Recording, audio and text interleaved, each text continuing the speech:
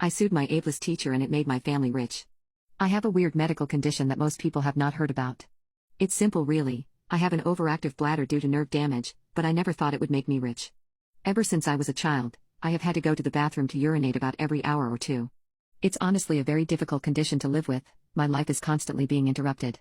I can't sit and watch long movies, I have to always know where the nearest bathroom is and it keeps me from doing a lot of the things I want to do. I'm only 18 now, but I often find myself worrying about how the rest of my life will be so different from others because of my condition. I was diagnosed when I was 13 and ever since then I've had accommodations at school so I can use the bathroom whenever I need to. I was given a permanent bathroom pass. Every teacher I've had since my diagnosis has known about my condition and been very understanding. I've never had a teacher tell any other students about why I was able to leave class often, and I like having privacy around my condition. I never had any issues with my teachers when it came to my medical condition, that was until I started my sophomore year.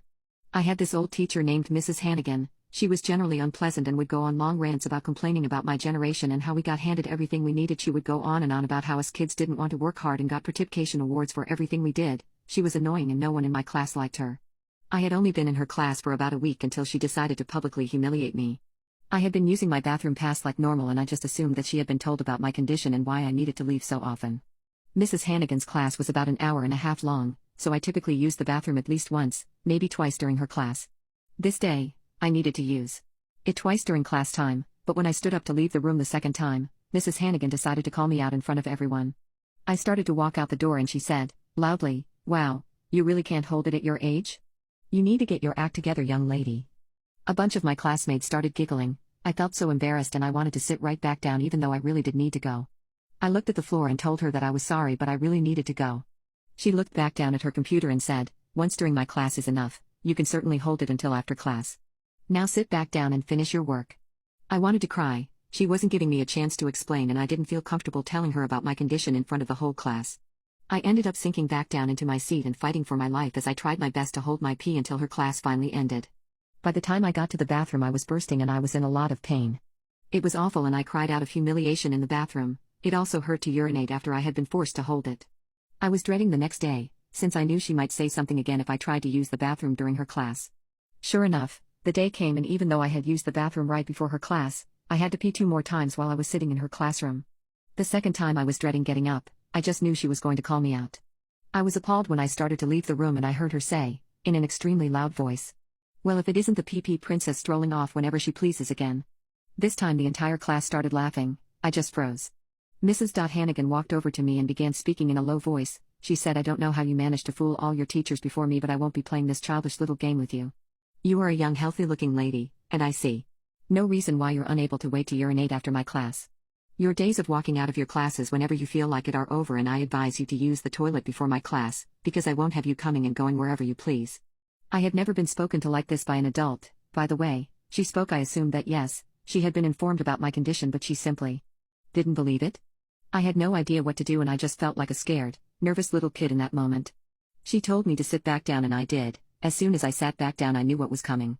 I could only hold my urine for about 10 more minutes before I felt my bladder give up. There was still 20 minutes left in the class and I had to sit in piss-soaked pants for that entire time. Afterward, I tried my best to cover it up even though a couple of other kids noticed and I heard whispers as everyone exited the classroom.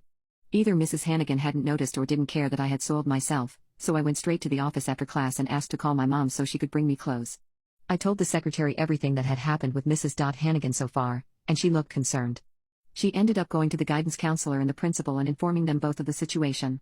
When my mom showed up with my clean clothes, I broke down and told her everything that happened as well. I had never seen my mom so angry. She went into my principal's office and they stayed in there talking for a long time before I started to hear my mom raise her voice. When I got home that night, I overheard my parents talking about the situation. That was when I found out that they planned to sue Mrs. Hannigan and the school for not reprimanding her.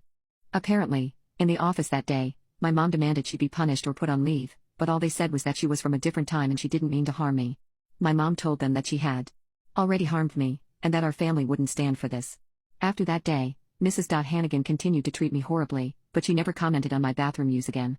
It took my parents about 2 years, but by the time I was graduating they had won their case against the school. Apparently, since it was a disability-related suit and I was a minor, the settlement the school paid out was extremely high. My family ended up making enough money that both my parents quit their jobs and we ended up moving into a much nicer house. When I think back to that awful day when I had the accident in Mrs. Hannigan's class, I don't want to cry anymore. I just smile thinking about how my parents and I ended up getting the last laugh and Mrs. Hannigan learned not to discriminate against her students' disabilities. What do the rich buy that the poor don't even know is available for purchase? A person to go to jail for you in your stead. This is a known phenomenon in Latin America, but I imagine it happens in other places as well. Private banks. Rich people use banks like Chase, but they don't bank through regular branches. Instead they use Chase Private Banking. They never wait on hold for a banker to pick up the phone. They get same-day access to their deposits, lines of credit, etc. Deposit $3 million into your checking account and you'll get a call from your bank's private banking group. Everyone knows about mega yachts, but the very rich also enjoy their own trains, or at the very least private super luxurious train cars. With their budgets it isn't expensive to rent space on freight lines and an engine, assuming they don't own their own. Sometimes a group of friends will hook their private cars together and motor around a continent having a big party. Private boarding gate at certain airports, complete with showers, a spa, full bar, lounge, food, a bed, gym, sauna etc. Total privacy. Your luggage is scanned and taken through security by a concierge, and you're driven to the plane in a BMW 8 Series. I left a party after a stupid prank, and it tore my family apart. Well, things escalated a lot after I made my last post because I sent it to my parents and other family members after a little while. They were furious with me at first. Some even mocked me saying things like, "Oh, watch what you say or do around him. He might just post about it on Reddit." But when they actually read the comments on my post when I made them, they became mortified. My brother-in-law did agree to pay for a new chair and gave me the money I asked for. I bought a better folding chair than my last one and resumed going to family functions. But whenever I was there was this air about some of the family members. They looked at me like I'd sucked all the fun out of the room. My parents had stopped thinking the chair thing was funny, and even scolded a kid for taking my seat when I got up to use the bathroom. The only problem is that this kid was my nephew. And he started crying when they made him get up. My brother-in-law came to the boys' rescue, and my nephew ended up blurting out that his daddy told him he could do it. When I was out of the bathroom, there was a big fight about it going on. Several family members, including my sister and brother-in-law, were all yelling that it was just a damn chair and I shouldn't be so butthurt about it. My parents demanded to know why they were so butthurt about not being allowed to screw with me anymore. What was their motivation after doing it for so long? It made no sense and wasn't funny anymore. And that's when I intervened. I told them none of this crap would have ever happened if they hadn't been so intent on messing with me when there really was no point to it. I only started bringing my own chair because I could never find a stable place to sit. And if they still thought they were in the right about the situation, then they were just bullies, plain and simple. And what kind of example is that to be setting for your son? My brother-in-law raged, grabbed my new chair and hurled it through the living room bay window. There was a bit of a pause before he realized what he'd just done, then he took off in his car and left my sister and nephew there. My parents got my sister to call him, and over the phone they threatened to go to the police if he didn't pay for the damages. He yelled a few swears until my sister took the phone back. She said that he can either make things right or she'll divorce him. Well, that did the trick because he came back looking like a kicked puppy with his head hanging low. He apologized to me and my parents without even looking at us, said he'd pay for the new bay window and left again. My sister said he drank himself to sleep that night. My new chair was just fine. It took being hurled through a bay window like a champ. There was hardly a scratch on it. My brother hired a window company to come and replace the window. And they had to measure and order a new one before it could be installed. Until then the window had to be covered with plywood. The family was still divided about the situation for a while. Mainly my brother-in-law's parents, my uncle, and a couple cousins blamed me and called me obnoxious for insisting on bringing my own chair and refusing to let anyone else use it. So I compromised. I said that if I had a good designated seat that no one will try to take away, I'll leave my chair in my car. It took 2 more family barbecues before they finally agreed to this. Since then I've left the chair in my car unless there really wasn't enough seating. And that's only happened once since. The problem is that even though they stopped screwing with me, they were still screwing with each other until things went too far. They still like to take each other's seats, but I guess others were following my example because they put their feet down and demanded it stop. It's been going on for decades, and they've had enough. My brother-in-law stayed out of the fight entirely and hasn't caused any more trouble. But for several family functions a number of people didn't bother to show up. My mother was broken up about it because she loves hosting parties. It took months, but everything more or less normalized again. Without the chair thing going on, some have resorted to other stupid pranks like a little device you hook to a chair that makes farts. They didn't do this to my seat, but did it to a cousin. This cousin got really petty at the next party and let out real farts. He said he ate a whole pack of fiber bars and had eggs for breakfast. It was damn nasty. Other pranks included hiding eating utensils, a stink bomb, hiding some sort of monster thing in the toilet, putting cellophane in a doorway, ripping paper when somebody bends over, messing with drinks, hiding shoes, and finally the one that really infuriated my aunt and uncle when a party was held at their house, a glitter bomb. They got the carpet professionally cleaned and billed the person who made the glitter bomb for it. So now pranks are just over. They don't want any more, and I'm fine with that. But the last few family functions have been a bit dull. Of course, things were only calm for a little while before even more trouble started up. Want us to look for problems to repair? Okay, we'll look for problems and repair them. This happens when I worked at the post office years ago. I was one of about 40 mechanics and electronic technicians on the 3 p.m. to 11:30 shift whose job it was to fix the machines used to process mail. It was a huge facility with thousands of people working there. This may not seem believable today, but first-class mail had to be received, processed and shipped out within 24 hours. Letters and packages start arriving in the afternoon. Sacks of letters and packages are placed on conveyor belts, stamped mail is cancelled, all mail insorted on machines, placed in trays for shipment to their destination, and placed on trucks for shipment directly to the destination post office or the airport.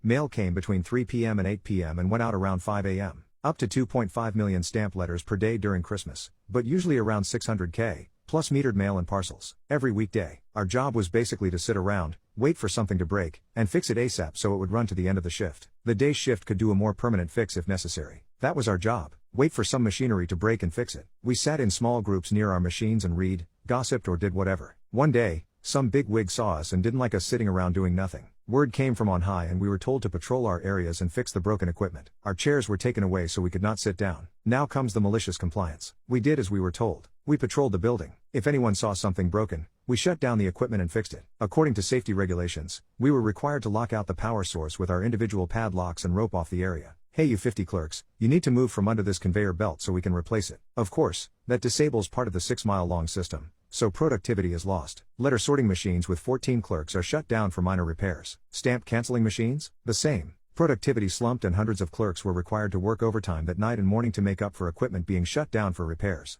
I'm sure the first night it cost tens if not hundreds of thousands of dollars in overtime. After 3 days, our chairs returned and it was business as usual. My stepson called me dad in front of his friends today, and I'm still smiling about it.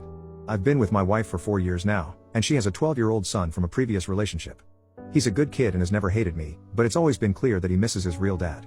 Most of the time, he just calls me by my first name, and although it's not my favorite thing, I would never force him to call me dad. We've had our bonding moments, but there was always this invisible line that neither of us seemed to cross. Today was a special day though. He wanted to go to an amusement park with his friends and, to my surprise, he asked me to come along.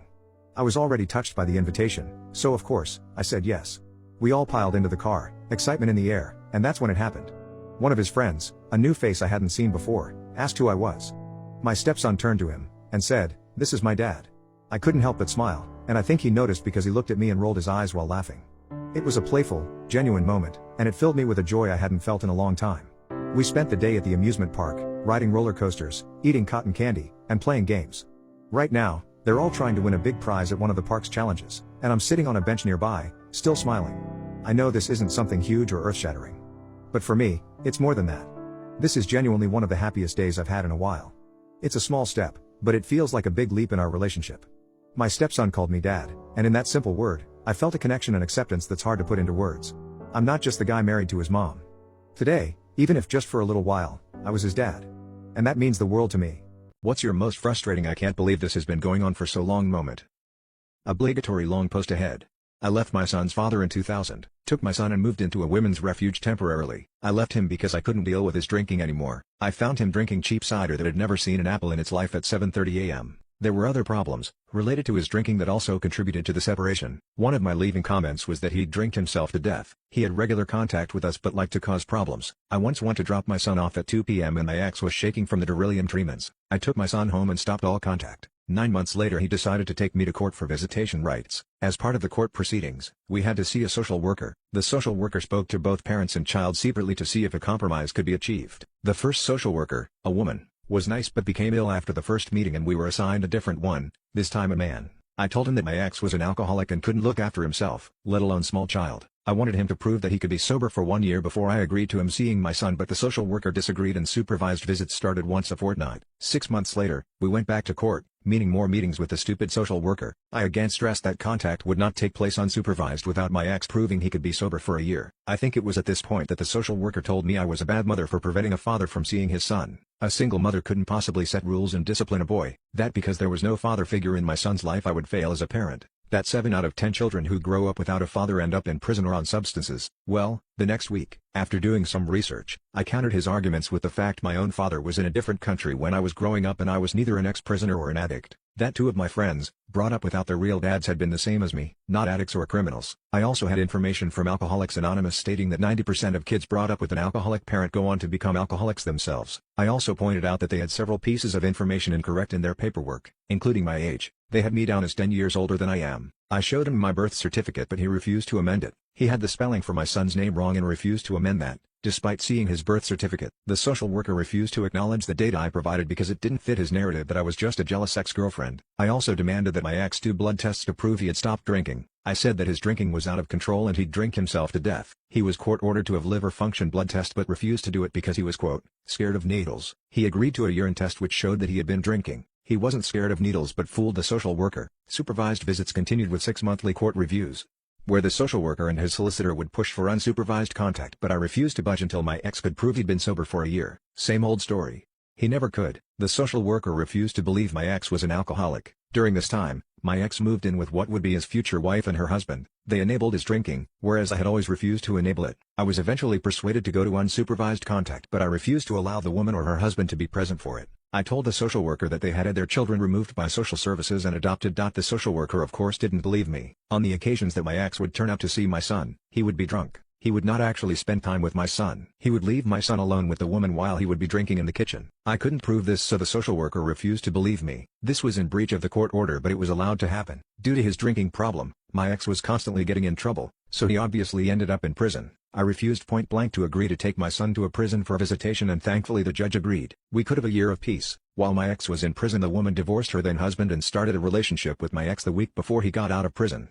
I saw a small article in the newspaper about a new type of test to prove alcohol use that didn't involve taking a blood test. I immediately made an appointment with my solicitor. He had also seen the same article and agreed to demand it for the next time we went to court. We didn't go back to court until about 8 months after he got out of prison. The same social worker tried convincing me to believe that my ex was no longer drinking and if the new test came back, I would have to agree to more unsupervised visits. This new alcohol testing method involved analyzing a person's hair. Trying to get out of it, my ex shaved his head. Thankfully the test could be done from any hair and they plucked them from his armpit and groin. The test came back proving he was drinking the equivalent of a full bottle of whiskey a day. The social worker still tried convincing me that I was a terrible parent for not wanting a father to spend time with his son. About this time, the woman's ex-husband also got out of prison and moved in with her and my ex. I really didn't like them and again repeated that they had their children removed by social services and adopted. The social worker told me I had to allow this woman to be involved, that I was merely a jealous ex upset that he had found someone else and I was still single. During all these years, I was still in college trying to get my degree. I didn't have time for a relationship and was focused on getting my life together so I could be a responsible parent, but the social worker told me I was a bad parent for doing all that. It didn't count because single mothers couldn't possibly juggle it all and my son would end up in prison by 18 and an addict if I didn't agree to visitation. The regular visits went ahead but the woman's ex-husband was not meant to be there. He was, but again I couldn't prove it so it was allowed to slide. My ex, the woman and her ex-husband had a really weird relationship. I couldn't possibly imagine what they were doing while my son was around. The next hair strand test came back saying that my ex had greatly reduced his drinking to acceptable legal limits. I still wanted him to be completely sober because an alcoholic can't just stick to 16 units of alcohol a week. The next test came back saying that he was back to his previous levels of a bottle of whiskey a day. The social worker still kept trying to convince me to allow longer unsupervised contact but I still refused to budge. It went ahead anyway. My ex stopped turning up or would bring my son home early regularly. I told the social worker but now he was pushing for overnight stays. I again refused because an alcoholic and a child abuser and her ex-husband would be there. It was at this time I started seeing someone. He thought the world of me and my now 14-year-old son. A new law was passed, meaning the social worker had to do safety, criminal and social services checks on every adult involved in family court. My partner came back clear, no criminal record, not even a parking ticket, no social services problems. My ex's partner, the woman, on the other hand, came back as showing that her children had been removed by social services and adopted. As a consequence, my ex lost all visiting rights at the next hearing. He was allowed to write to my son 6 times a year. He did write, once. I went out and bought nice writing paper and envelopes for my son to write back. He didn't want it though, so that was the only letter my son got from him. He didn't bother with birthday cards or Christmas cards. He never had. Even when my son was a 5-year-old and going to supervised contact and he should have been trying to impress the supervisor with his parenting skills, I never had an apology from the social worker after what I had been saying for nearly 10 years turned out to be true. My son, despite having dyslexia and being on the autism spectrum, studied hard and did well in school tests. He went to college after that to study computing. He doesn't drink or smoke and has never been in trouble with the police. In fact, the police have told me he's a credit to me and we need more parents like me. Not bad for a single mother, huh? My ex died 4 years ago. The drinking caused him irreparable liver damage, diabetes and epilepsy. His now wife, still hasn't bothered to speak to my son. We went to his funeral, more for my ex's mother and sister than anything else. They're nice people. I hadn't kept in contact with them but I don't hate them. His sister was the one that found me and rang me to tell me about my ex's death. My son has got back in touch with his other grandmother, aunt and cousins. We speak regularly now and meet up for coffee every now and again. My ex's wife got back together with her ex-husband. It felt good to get that entire story off my chest, even though it took nearly 10 years of fighting. I'm glad I never gave up on my son or his future. Sorry it's such a long post. There's quite a lot of the story, and if you've made it this far, thanks for reading it all. Darkest manipulation technique to make someone fall in love. This is very toxic and I don't recommend using it, but I want you to be aware of it to protect yourself. This technique is called alternating pleasure with inflicting pain. There is a 3-step formula. First, you need to create a pattern of giving pleasure and validation. Then you need to break it. You need to pull away, be cold, be distant. This makes the other person insecure and makes them chase you because they want that validation from you. When you treat someone like shit, it makes their self-esteem go down, and the only thing that can make it go up again is you. The third step is validating them again. Causing pain in a person makes them from an attachment to you, and it makes you unforgettable to them. Using this technique, you can manipulate someone whom you want to fall in love with you. I've realized my wife is a predator. I never used to really think too much about it or find it weird, but seeing my daughter grow up, it's been harder to ignore. She's 13 and it kind of finally dawned on me how wrong our relationship is. I haven't said anything yet and don't know how to really deal with it. My high school had, I guess you could call it a mentor program, where they had some older students come help the new ones adjust to high school. The idea was that we would be able to talk to older students about things and get advice that teachers wouldn't, though it wasn't intensive or huge or anything. I had just started high school, so I would have been 12. While she was 18, I was a shy kid and struggled with school, but she basically took me under her wing. No other mentor student acted like she did, but she made it seem like it was about helping me. She first said I reminded her of herself when she was younger, while later on she would say it's because she loved me. It started normal, but slowly got more inappropriate. When I was 14 we started secretly dating, and started openly dating when I was 16. We married and had our daughter at 19. My parents didn't care. They liked her, and still do. They think I'm lucky to have a wife like her. For me it all seems so normal. I loved her. I still love her so much. Our relationship has been so happy. Yet just imagining it happening to my daughter makes me feel so disgusted. The more I think about it, the more conflicted I feel. I love her. I'm so happy with her. I don't want to lose her. But I feel so angry and disgusted. I don't know how she could do that. But then I can't imagine life without her, and especially our daughter. It feels so horrible, but it's not like I can do anything about it. I don't even know if I want to. It's just not fair. Edit, because I've already had like 5 comments on it. Not all school systems are like the US. Year 7 is high school. Most kids are 12 turning 13. I feel like I messed up breaking up with my boyfriend. I broke up with my boyfriend because he doesn't know when he wants to get married. We've been together for 4 years. He has 1.5 years left of law school and then wants to move back home to be with his aging parents after he graduates and takes the bar exam. I am just getting started in my career where we are currently and getting my business going. I don't know that I will be ready for pickup and move my career in the next 2 years, even though his plan was for me to go with him. I totally respect and understand him wanting to be with his family, but I feel like I will have to put my career on hold. Also, he isn't sure when he wants to get married. He says that if he married anyone, it will be me, but he doesn't know when. He wants a good job, a house, something to offer in a marriage. I've expressed my views, being that he doesn't need to have anything to offer. I simply want him, who he is as a person, to be my husband. Maybe it's the societal norms messing with me, but I have always wanted to be married by 30. He knows this, and we've also agreed long distance wouldn't work. In my mind, if I'm going to pick up my life and move for someone, I'd want it to be my husband. With my expectations and desires versus his and so much uncertainty, I broke up with him because I feel like we're going on 2 different paths. How can we possibly make this work? I'm worried that I'll never find the love that I have for him again. I'm the confident woman I am because of him. He makes me laugh to no end. Since I met him, I've just always wanted my life to be with him. Update: I found out my girlfriend cheated on me with my son. I wasn't planning to originally do an update because of so many abusive comments/texts received last time, but on the other hand I had so much support, I thought I'd update those who have been supportive. So, I basically met up with AJ, my ex. I asked her the truth, what went on and was there anything else going on previously. She was really passionately saying no. It literally was a case of her having a drink with her mates and my son was in the pub and they got drunk together. When they were sharing a taxi, he admitted he liked her, made a pass, and that was it. She was saying things like she'd never ever do it normally, but because hadn't seen me for a little while and he reminded her of me so much that night, it just happened. I told her to stop blaming the booze or anyone else and she needs to own it, no one else. I also was honest with her, that she's the first person I've let in, loved since my ex-wife died, and I've been happier with her in the past 3 years than I was for years before that.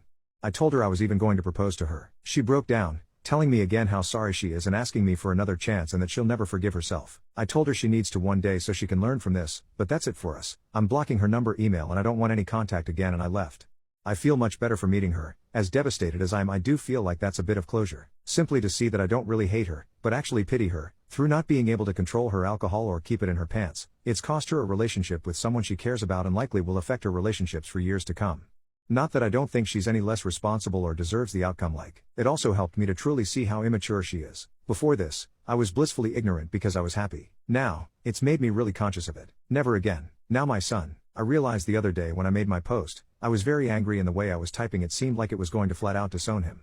But let me stress, he's my son, my flesh and blood, and I love him dearly. He's also my wife's son and I could never just get rid of him for her, but he has let me down and really hurt me massively and I have lost not just all respect but trust in him. So I met him also and heard his side of the story. It was largely the same as hers, but the difference was he said she was being really flirty with him and she said he really reminded her of me and that's when he told her he had a crush and made his move.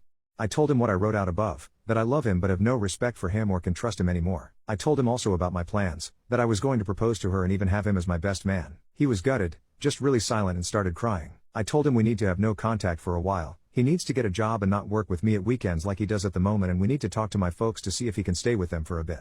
But in order to do so, I want him to be a grown-up and tell them why to their face and deal with it as a grown-up. So I drove him there and made him tell them. They were devastated, not just upset, but the look in my mom's eye, I'll never get over that. She told him how disappointed she was in him, and that she never thought he'd do something like this. I asked her if he can stay there for the foreseeable future but not for free. He has to pay his own way, proper board, contribute towards the bills, but his own food. She agreed out of respect for me. I also sat him down and shown him that I'd transferred over a large amount of money and explained that was the money I was saving for AJ's engagement ring but seeing as what's happened, I want him to have that as a reminder and to use it to pay his grandparents' rent if no else. He was absolutely stunned at that, trying to give it back. I told him if he does that, we definitely are done. We've agreed on no contact at least until Christmas and then we all, me, him, my folks, could spend Christmas together. I've been largely reflecting the past few days, mainly on me and why I went for AJ in the first place. I was extremely flattered when she asked me out even though I'd never normally consider anyone that young. But in hindsight, she was same age as my wife when she died, same ethnicity, mixed race, and also even did the same sort of job. So I guess I went for it because she was like my late wife, which honestly, makes me really sad. I know I can't blame anyone else for that, but it makes me realize also that she, AJ, was only my second ever serious relationship in my life. Like imagine that, a 37-year-old guy having that little relationships that a girl 5 years older than my son is a huge chunk of my relationship experience. It also makes me miss my wife, massively. I've been just having a bit of me time the past few days, having an Alan Partridge marathon. That was mine and my wife's favorite thing to watch together. It helps me feel close to her when I'm down. Edited to add, I'm seeing if I can get in touch with my old therapist I was seeing after my wife died and making an appointment with him. I might see if he can take my son on too. A few people have pointed out we might not be able to see the same therapist due to a conflict of interest. I didn't think of that, so maybe I'll get a recommendation off him for someone else suitable. Thank you. I definitely need to work on myself before I ever date again. I think I have too many issues to be a good partner at the moment. And if when I do, I'm not dating anyone her age again. I think I'll do a strictly 80s policy of only going for people born in the 80s and definitely no one born after 1989. Thank you and apologies for the wall of text. I went on an overseas trip with my mom to repair our relationship and we got stuck in a foreign country. My mom and I were never very close when I was growing up, but now we found ourselves closer than ever since we found ourselves in this terrifying situation. I recently turned 25 and got a huge promotion at my job that came with a raise and more vacation time. I wanted to share the wealth but I don't have a large family. I realized my only family was really my mom. I had no other siblings or relatives. I felt awful as I thought back to my childhood and my adolescence and realized I had always been sort of selfish towards my mom. I never spent time with her, and whenever she asked for quality time I just blew her off. I call my mom every week, but that day I drove 4 hours to her house and cried to her as I told her how much I regretted not connecting her before and how much I loved her. It was a very emotional day, we both cried a lot and stayed up the whole night talking. My mom was so loving and forgiving, and after the day I knew I needed to do something special for her to make up for lost time. One thing my mom had mentioned while we spoke throughout the night was a country overseas that she had always wanted to go to. It's far and exotic and has sort of an unstable government, though it is beautiful. Anyway, I went home and booked 2 round-trip tickets to her dream destination. I called her that night to tell her the news and she was overjoyed. We left together a week later. I booked up tours and activities so we were having loads of fun together.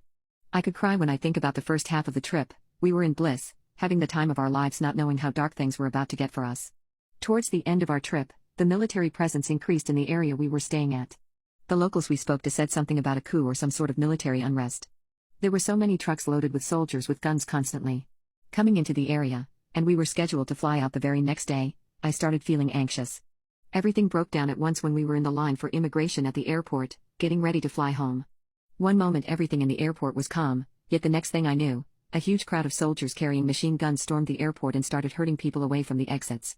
I just grabbed my terrified mom and held her close. The men with guns kept yelling at us to back away from the exits and had us crouched on the floor. I couldn't understand what they were saying, and all I could do was fear for my life. At one point, one of the soldiers even put his gun to my head for a moment when I asked what was going on. My mom burst out in tears when this happened, and he kicked her in the face. I felt like I was living in a nightmare or a horror movie. We stayed on the floor of the airport like that for hours. Eventually, the soldiers kicked everyone out of the airport and closed it down. We rented a small motel room nearby, and the staff informed us that yes, the country was in the middle of the military coup, and the airport had been shut down to all travelers. My mom and I just held each other and cried that whole first night in that motel. We were trapped in a foreign country, we were running out of money, and we didn't know the language. On top of everything, I couldn't forgive myself for trying to do something nice for my mom, and accidentally getting us imprisoned overseas. I hired a prostitute for my brother with Down syndrome.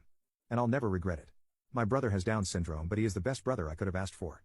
I still remember the day he was born and how I held him when I was a kid. As we grew up, I always knew he was different, but he's my brother and I love him. He's honestly my best friend, and having a brother with Down syndrome, especially one like him, has made me a better person. But we don't live together anymore. A year ago, I decided to buy a house just a town away from theirs. Last month, my parents went out of town for a few days and they asked if I'd stay with my brother and take care of the house. I am more than willing to do so. Of course, I agreed and brought my PS5 over, some games, snacks, and beers.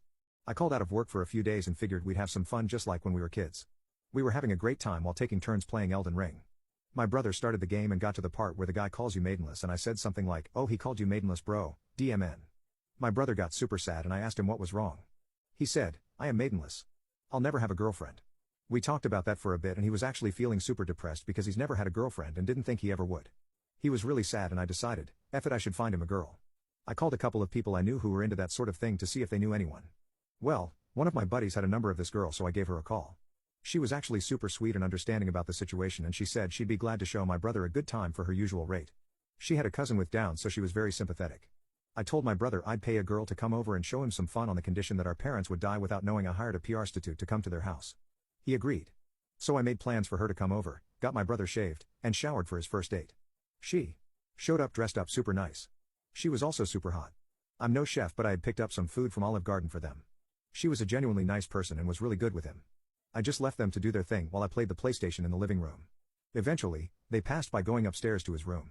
I put my headphones on and kept playing. Then they came back down and both had big smiles on their faces. She hung out with us a bit, then it was time for her to go. I handed her the cash plus some extra as a bonus. She said my brother was a sweetheart and that I was a good brother to do something like that for him. She said that she had a good time, and that he really enjoyed playing with her breasts, as he was wailing with excitement. She handed me half the cash back. My parents came back and thankfully are none the wiser, as my mother especially would probably unalive me. My brother is super appreciative and said it was the most fun he'd ever had. I have no regrets. How did someone you know go viral for quitting? Currently her video is at 12 million on TikTok. Her name was Monica. She was a 16-year-old cashier, and epic is a great word to describe how she quit. This was in the mid-90s, and I was an assistant manager at that time for a very small movie theater in Louisiana. Monica was a box office cashier, and Eric was the general manager. Now that I've set the scene, let's begin. First of all, it gets hot in Louisiana during the summer. Really hot. The theater opened at 11 a.m. every day, so by then it was already a scorching hot day. Every morning, one of those sweeper trucks would go through our parking lot and remove all of the trash from the night before. On this particular day, they hadn't shown up. I can't remember if the truck had broken down or if they had just forgotten to show up. Regardless, there was trash everywhere in the parking lot. Popcorn bags, cups, cigarette butts, dirty diapers, you name it. Eric was very lazy. He was the kind of manager that just sat in the office all day and would never help the employees. No one liked him, but he was the boss. When Monica came in, Eric told her to go outside and pick up all of the trash in the parking lot. I told Eric that wasn't her job, and to call the sweeper company. He refused. I told Eric I would go outside and help her then. He refused and told me I was going to go to box office and sell tickets. I told her to just pick up the big stuff. Monica took a trash bag and went outside. Through tears she started picking up trash. She was out there for over an hour. Through the box office window I saw her picking up every cigarette butt, every popcorn kernel, every dirty diaper. By the time she finished, the trash bag was completely full, and Monica was a sweaty mess. She also hadn't gone to the dumpster with the trash bag, but had walked into the theater with it. Her tears were gone. Then, I saw one of the greatest things I had ever seen. Eric was sitting at his desk with his back to the office door. He didn't see Monica walk in the office. She took that full bag of nastiness and poured it over Eric's head. Old soda, cigarette butts, and stale popcorn landed on his head and all over his desk. She then took the now empty bag and tossed it on his head as well, smiled, then said I quit and walked out. At that moment, she became a hero. What is the best revenge to a cheating partner? An ex-girlfriend about 10 years ago emailed me to say it wasn't working out and that she had met the unconditional love of her life, something she told me I was. So, needless to say, I was a bit hurt, but not much I could do about it. I chewed on it for a while and got really pissed off the more I thought about it. I eventually moved on with life, and basically forgot about her entirely, like pushed so far out of my mind and memories that I legit never thought about her at all. I ended up running into her several years afterwards working at a hotel reception desk and straight up didn't even notice her. She was acting a little bitchy and I didn't know why and chalked it up to her having a rough day or something. Got my key and got settled in my room. The next morning I was coming out to get ready to head to work and was in the lounge area where they have the waffles and stuff and she tapped me on the shoulder. I assumed she worked all night, and proceeded to challenge me. And I'm like, whoa, whoa, whoa, if I did something to offend you, I'm so sorry, but who the F are you? And then she said, I'm so glad I married and not you, you're such a piece of doo-doo. And then I was like oh.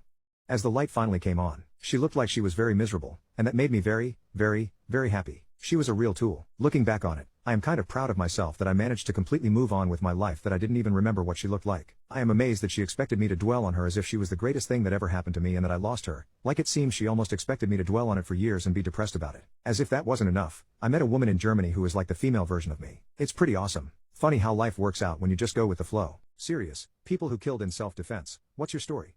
My wife and I were awakened in the middle of the night by someone banging on our sliding glass door on the porch. I turned on the outdoor lights and saw a shirtless man pacing back and forth, smacking the glass with his palms hard. As soon as he saw me in the light he went berserk, smashing against the door even harder, trying to open the door or lift it off the tracks to get in. I shouted to him to calm down, calm down, calm down. By the way, shouting for someone to calm down never works.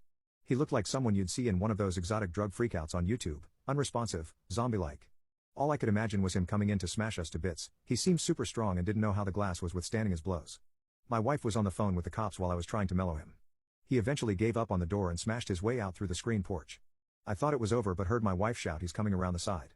I heard banging on the glass of our bedroom window. He was smacking hard against it until I heard crash and the glass was shattered. At that point I switched from pure fear into fear and anger. I was in the kitchen and scanned for a weapon. I grabbed the butcher knife from the top of the knife block, thinking what the hell am I going to do with this? I couldn't mercy kill a rat in a trap, let alone stab someone. Maybe I'll just poke at him to scare him off. I ran into the bedroom. He had smashed another window and I could hear him trying to crawl through the blinds. I screamed at him to leave or I'd kill him, took a poke at him which was deflected somehow. Then fear and anger switched to pure fury. I plunged the blade into his chest with all my strength. I still can feel that thrust to this day. It was awful. That snapped him out of whatever state he was in. He screamed my chest. And ran off. The cops found him a couple houses down the street, dead in a pool of blood. The first days after were just shock and disbelief. But family, friends, my counselor were all supportive. I half-assed went into work over the next week or so even though my boss said to take whatever time I needed. Time healed quicker than I thought it would. The man was not under the effects of drugs. He'd had a bad schizophrenic episode. He had fought with someone in a nearby group home, was locked in his room, then escaped through his window. Before the caregiver discovered the escape, he had tried to get into 2 other houses in the neighborhood before coming to mine. I wish I knew more about him and hope he is at peace. I think about him every day. I felt like I was spared and given another chance. I appreciate life's little gifts more now. It somehow made me a better person, at least I hope. I hope he's better now, too. Thousands of euro for the damaged car. I did an experiment on my 2003 Ford van, 4.6 V8, several years ago, after reading an article discussing mixing gas with diesel. The article suggested that at interstate speeds, gas engines, in effect, diesel, and that if a vehicle were to spend much of its time at higher speeds, finding an appropriate mixture of the two could be beneficial to higher MPG. I was curious and tried it, and none of it made a difference. However, when I reached 70% diesel, the van began to falter a bit in city driving, but was fine on the interstate. My mileage neither increased nor decreased. Acceleration seemed to be the same until I hit the 70% diesel mixture. It might be interesting to try it again on a non-computerized vehicle. Who knows? Several years before that, I built a hydrogen electrolyzer and installed it in my 2003 Ford Escape 3.0 V6. The device resulted in a nice bump in city mileage, but there was no difference at interstate speed. There were several dead batteries during the experiment, as I often forgot to turn the device off. The increase in fuel economy would fade, as the vehicle's EC4 would sense lean condition and adjust the air/fuel ratio, negating the effect of the electrolyzer. There was a circuit that could be built to manage the air/fuel ratio manually, but I was getting ready to deploy in the military, didn't have time to go get that together, and lost interest by the time I returned. Just found out my best friend has been secretly dating my ex for months, please help. Cassie and I were together for 5 years. We started dating in high school and stayed together through college, moved in together after graduation. I've been in love with her since before our first date. She's amazing. I still think so. We were talking about marriage and starting a family soon. Then one day a few months ago Cassie wanted to talk, sat me down, and said she decided she doesn't want kids. She didn't just mean not now but not ever. She talked a lot about overpopulation or climate change or whatever, but I was just immediately depressed. I've always wanted to be a dad. My dad was a piece of poop and this is something I've wanted to do ever since I was still a kid myself. When she finished talking I told her it was over. She started crying and I was already crying, but if she doesn't want the same thing I do in the future, what else can I do? She said she's been thinking this way for years and Corona was the last straw. I'm not going to wait around and hope she changes her mind when she might not. So I moved out and moved in with my best friend Ryan. We've been friends forever, like we bonded over Pokemon cards at the playground kind of thing. He's basically my brother and his mom was my extra mom since I didn't have much at home growing up. I was in a hurry to move out so I didn't take much stuff with me, and then I didn't want to go back to the apartment and see Cassie, so Ryan was doing the good friend thing and going to get stuff for me whenever I needed it. At least that's what I thought he was doing. Yesterday would have been me and Cassie's 6th anniversary and it was really rough for me, so I told Ryan I didn't want to be alone and wanted to hang out and game all day with him.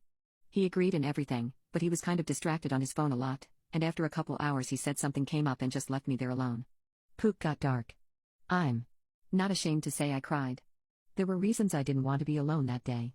Almost midnight last night, Ryan finally came home and was acting weird, so I asked what was up.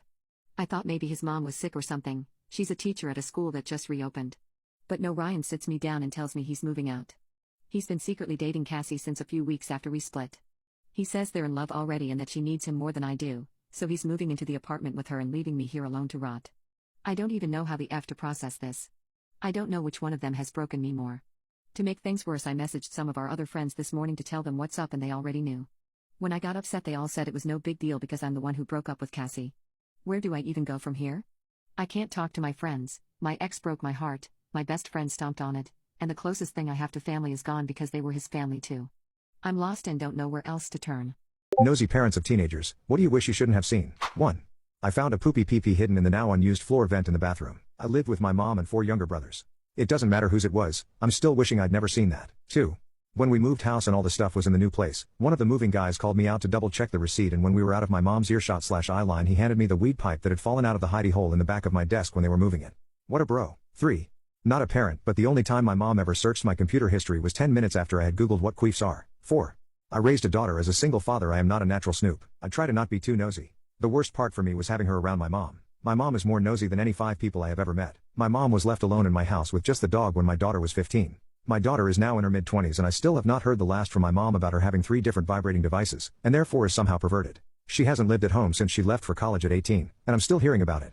5. As a kid, it seemed like no matter where you hid stuff, your mother would find it. I had a nice stash of magazines when I was a young teen, and decided I would hide them in one of my guitar cases, even behind the guitar. My mother would have absolutely no reason whatsoever to open one of those. She still found them, and acted like she wasn't looking for anything. 6.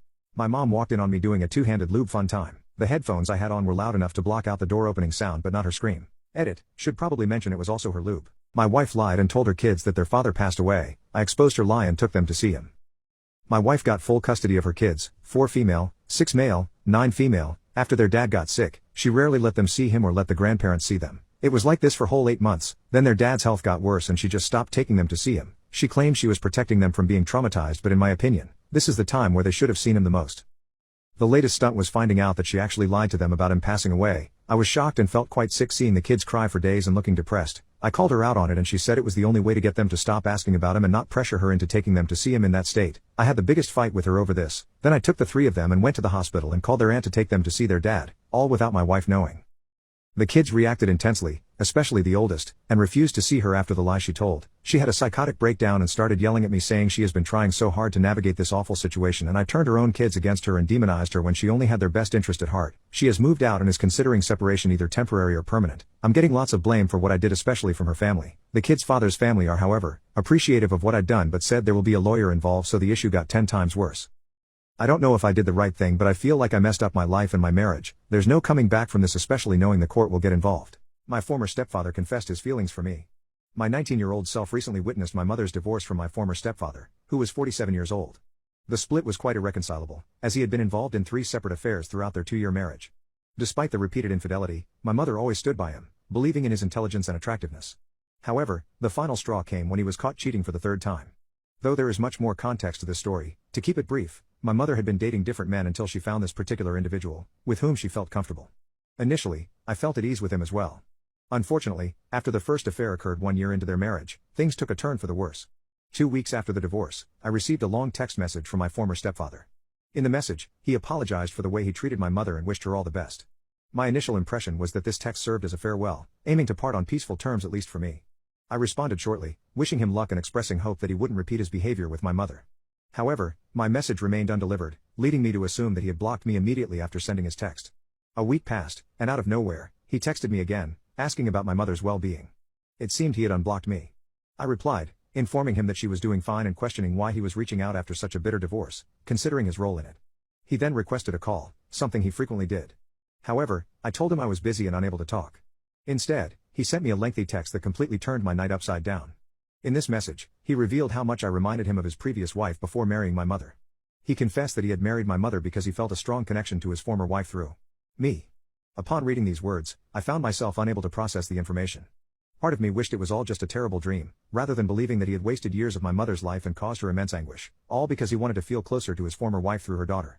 It has been a night since I received this text, and I have not yet replied. I am overwhelmed by disgust, disbelief, and confusion. I am even contemplating whether to speak to my mother about it before responding.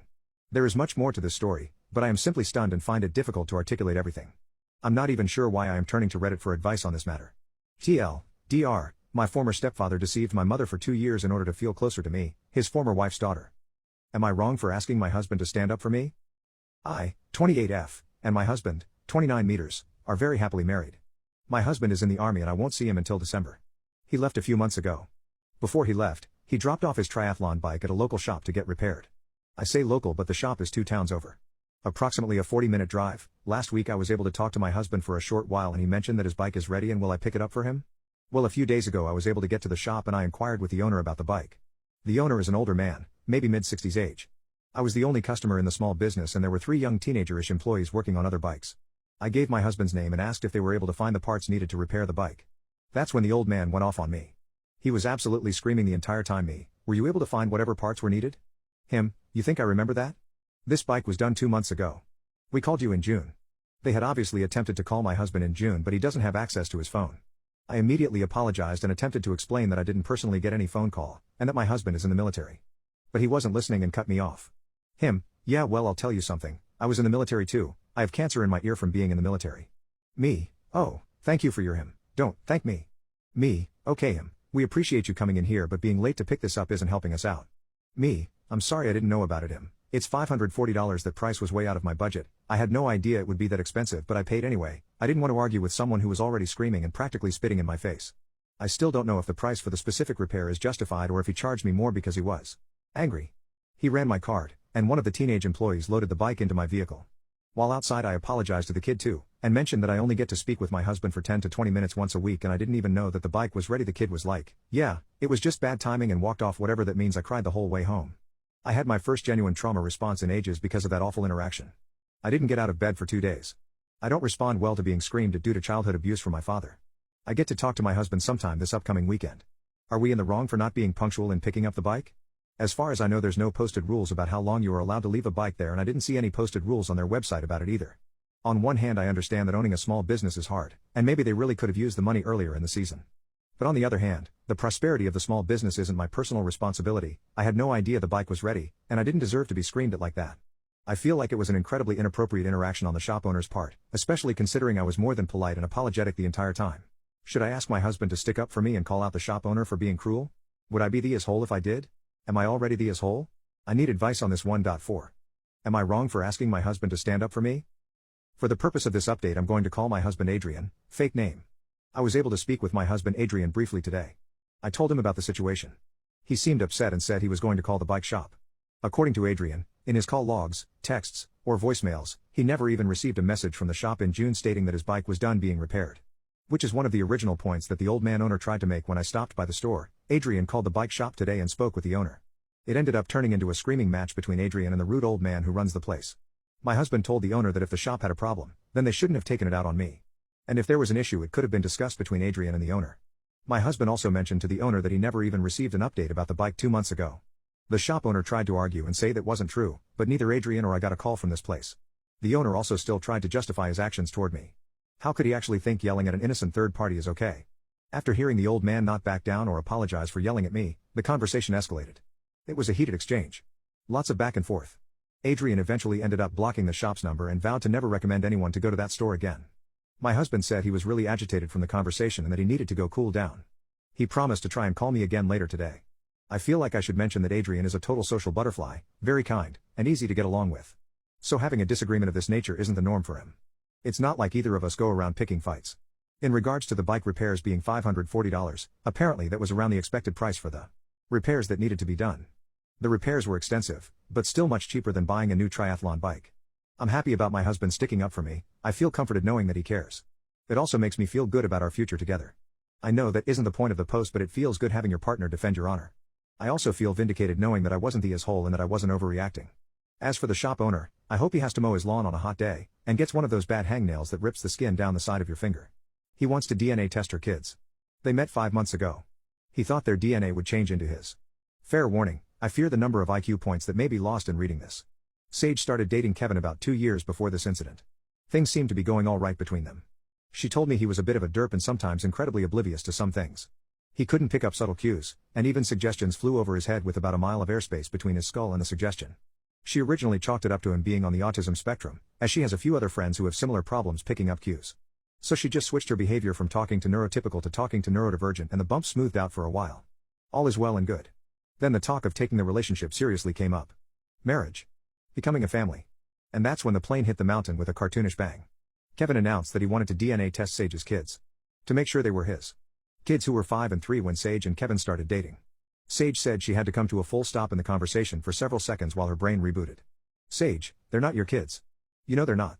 My ex-husband and I had them together before I ever met you. She had still been pregnant with the youngest when she and her ex had finalized the divorce. The whole other story, Kevin, yeah, and now that we're getting married, they'll become mine. I just want to DNA test them to be sure of it. Sage, let me see if I understand this. Do you actually think my children's DNA will change to become biologically yours when you adopt them? Kevin, obviously. I just want the confirmation on paper is all. There was a long conversation about how DNA didn't work that way, with his rebuttal that adopting them would make them become his. Then there had to be a conversation that becoming his children would only happen on paper, and in the legal system. No, the children would not magically transform into their own biological children once the paperwork was filled out. He insisted that everybody said the kids became theirs once adoption happened. She explained the concept of adopted children are loved just as much as if they were biological, and that was what that meant. He insisted that everything pointed to kids becoming theirs.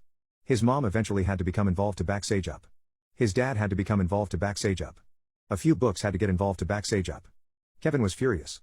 He couldn't understand why people would ever adopt a kid if the kid didn't become the actual, biological child of the people who took them in. How stupid and selfish it was, for kids to retain the DNA of the sperm/egg donor. How could any kid who wanted to be adopted refuse to change one little thing so they could have parents? DNA doesn't work that way is a bull excuse. He ranted. He raved, and right in front of his own parents, he told her that if her kids weren't going to become his kids, then the marriage wasn't going to happen. He told her that he would give them all a week to change their minds and agree to be his biological kids. He said when they stopped being selfish, and when the DNA test proved it, he would take the kids in. Sage to me, and that's how the relationship ended. Me, wait, hang on, was he just looking for an excuse to break it off? Did he just get cold feet or want to date around some more or? Sage, nope. He really is just that stupid. His mom called me on the sly and very gently suggested that I just break it off with Kevin, because no matter how much she and his dad talk to him, he's adamant about it. He's even saying that he will never date a woman with kids from here on out unless they agree to change their DNA to become his if the relationship becomes serious. So Sage is single again, having dodged a tactical nuke. God help everyone if he ever breeds. My wife's obsession with Taylor Swift is getting out of hand, and I can't support it any longer. My wife is fully obsessed with Taylor Swift. For the last year plus that's all she listens to. Every Taylor Swift album on one continuous loop when she's working out or even just walking around the house doing stuff. Spent $2,000 to go see her recently at the Eras tour. Probably spent another $200 on merch. She filmed the show on her phone and will regularly put it on the TV and just watch for hours. She will also watch the live streams of her performances on TikTok or whatever streaming platform those are on. Is now going to go see the concert movie. I mean, it has been non-stop Taylor Swift in our house for a long time now. She continually refers to the live concert as the best experience of my life. She says Taylor Swift is a lifestyle. I personally don't really get it. I have never been obsessed with anything to that point. I love soccer and would love to watch Messi play, but I can't bring myself to spend $900 for a ticket to his upcoming match. It's just too much. I am also really passionate about things my wife has no interest in, but I'm also not looking for her emotional support with those. Those are just things that are important to me and will remain important to me regardless.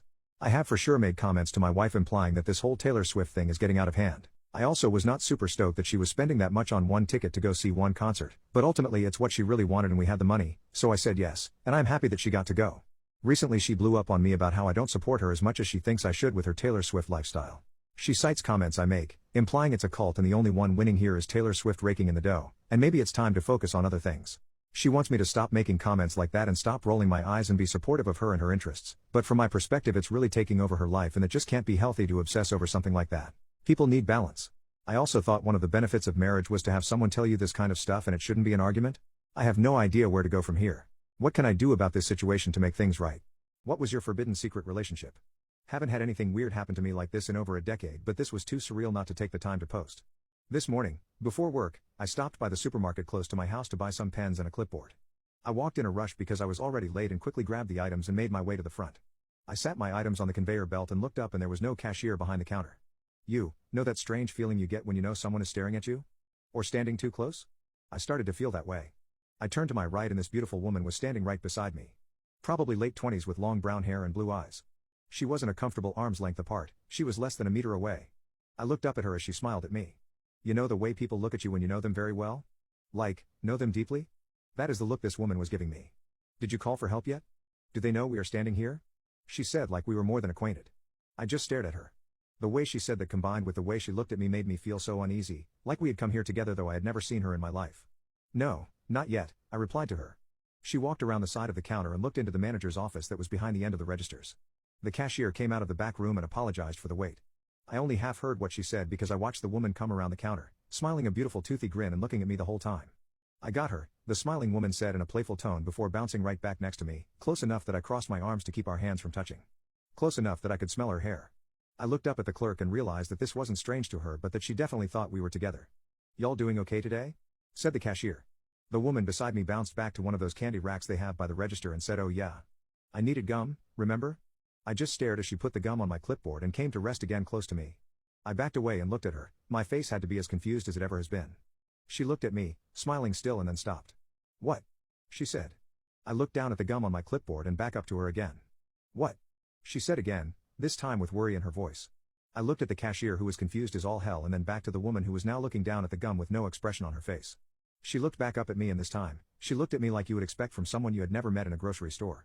Distant eyes that were thinking about something else and accidentally and uncomfortably caught the gaze of a stranger. The smile, gone from her voice, she said, sorry. She took a few steps back. I quickly ran my card through and grabbed my bag from the corral. I turned back to the woman who looked lost and confused. I walked back to my car, the experience still fresh in my mind and instead of leaving, I waited, hoping there would be an answer walk out of those doors. Maybe she had a husband, boyfriend, significant other who has a long beard and blue eyes as I do. Maybe she embarrassingly mistook me for that man. I waited for a lot longer than it should have taken for her to ring up the gum that she had grabbed, also strange that the only item she put on the belt was the gum she had only remembered to grab when she got to the register with me. Finally, she emerged with the gum in hand and an expressionless look on her face all alone. She got in her orange Kia Soul with a Hello Kitty plushie hanging from the mirror and drove away. I took off to work and that quickly consumed my thought processes. On the way home a few minutes ago, I remembered my dog was out of food. I pulled into the same supermarket and grabbed a bag. I got to the register and the same cashier came to the till. You're back again I see, she said, and without the girl this time. Yeah, did you notice that woman? I didn't know her at all. She was acting so weird. The woman kind of half smirks as she gives me my receipt. To be honest, she said, I thought you were being a jerk. I looked confused at her again. What do you mean? I was watching the camera earlier when you guys came in together. There was a man in the same aisle you two walked to who I thought was putting printer cartridges in his backpack. I watched you two look at the pens for a second then walk to the register but I didn't come out because I was sure that guy was stealing ink. Never found out because that girl came and got me. What do you mean came in together? I said. She walked in with you, stood behind you while you grabbed your pens and walked with you to the register, then you acted as if you had never met her. Goosebumps my friends. That chill took over me like a freaking breeze from a deep freezer. Ma'am, I said, I had never met that woman in my life. What's something you'll never do again in your life? Salvia. It is the most messed up psychoactive substance in the world. My trip location was my girlfriend's place, a small 2-bedroom apartment, and I was having my 15-year-old brother trip sit me to make sure I didn't do anything stupid. This was single-handedly the most frightening experience I have ever had. I am a noob to psychoactive stuff. The only thing I had done before this was mushrooms and that experience was amazing. Now this was 40 times as strong. My brother and I drove to my girlfriend's place around 10 p.m. and we quickly got everything ready. But before I tripped, I felt like getting cookied on some Mary Jane. After getting baked, I opened the container of purple sticky salvia and grabbed a big chunk between my fingers. I put it in the bowl, hands nervously shaking, all the while spilling the substance all over the countertop. When I finally had a full bowl of the dark, dry, grayish-green leaves I got ready to take the hit. I had told my brother to keep me on the couch at all times, as I didn't want to cause any damage to the place while in salvia land. That was a bad idea.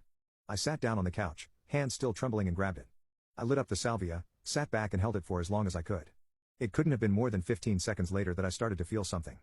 Start of trip. Everything in my peripheral vision started rapidly vibrating and it eventually covered my entire field of view. I don't even remember exhaling, but managed to yell the words "Oh dude. Oh dude." Out twice, before completely blacking out for a few seconds. My vision was instantly brought from first person to third person, as if it were scrolling out in a video game. I saw myself on the couch from behind when all of a sudden my body just completely snapped into this taco-shaped object at the speed of sound while hearing a violent crack. After I witnessed this, my vision seems to be scrolling out more. It scrolls out until I can finally see darkness surrounding this square image of what was left of my current reality. I start hearing everything that ever existed all at once, flooding and overloading my brain. I heard every sound frequency imaginable. If I could describe it, it would be like a buzzsaw starting up and reaching its peak, magnified by 1,000,000, multiplied by 1,000,000. The one image of my reality multiplies at indescribable speeds, going and going and going. It finally reached the point where the division of my reality had reached the edge of the universe, and I felt every single thing that ever existed at once. Every time I swallowed, breathed, moved, every other reality did the same, however lagging behind me. It felt as though when I swallowed, every other reality would swallow, and I was feeling that for what felt like literal forever. Imagine a life where all you could do is swallow, non-stop, every day for the rest of your life. That is how it felt to do anything on that couch at that moment. It seemed, however, that the swallowing and whatnot was starting to get to some ending point and that my realities had stopped multiplying. I felt so relieved for the slightest moment, when everything disintegrated from top to bottom. That is when I lost everything I knew. As it reached the bottom, I realized there was a picture behind the disintegration. I caught a slight glimpse of what I was about to be in for. It was me, shaped as some kind of rectangle-like object laying completely flat, face up and with my arms at my side. It looked as though my body was stuffed and filled to the brim in a see-through coffin. Not only this, but there were about 20 completely blue men holding this coffin, but holding it without using anything at all.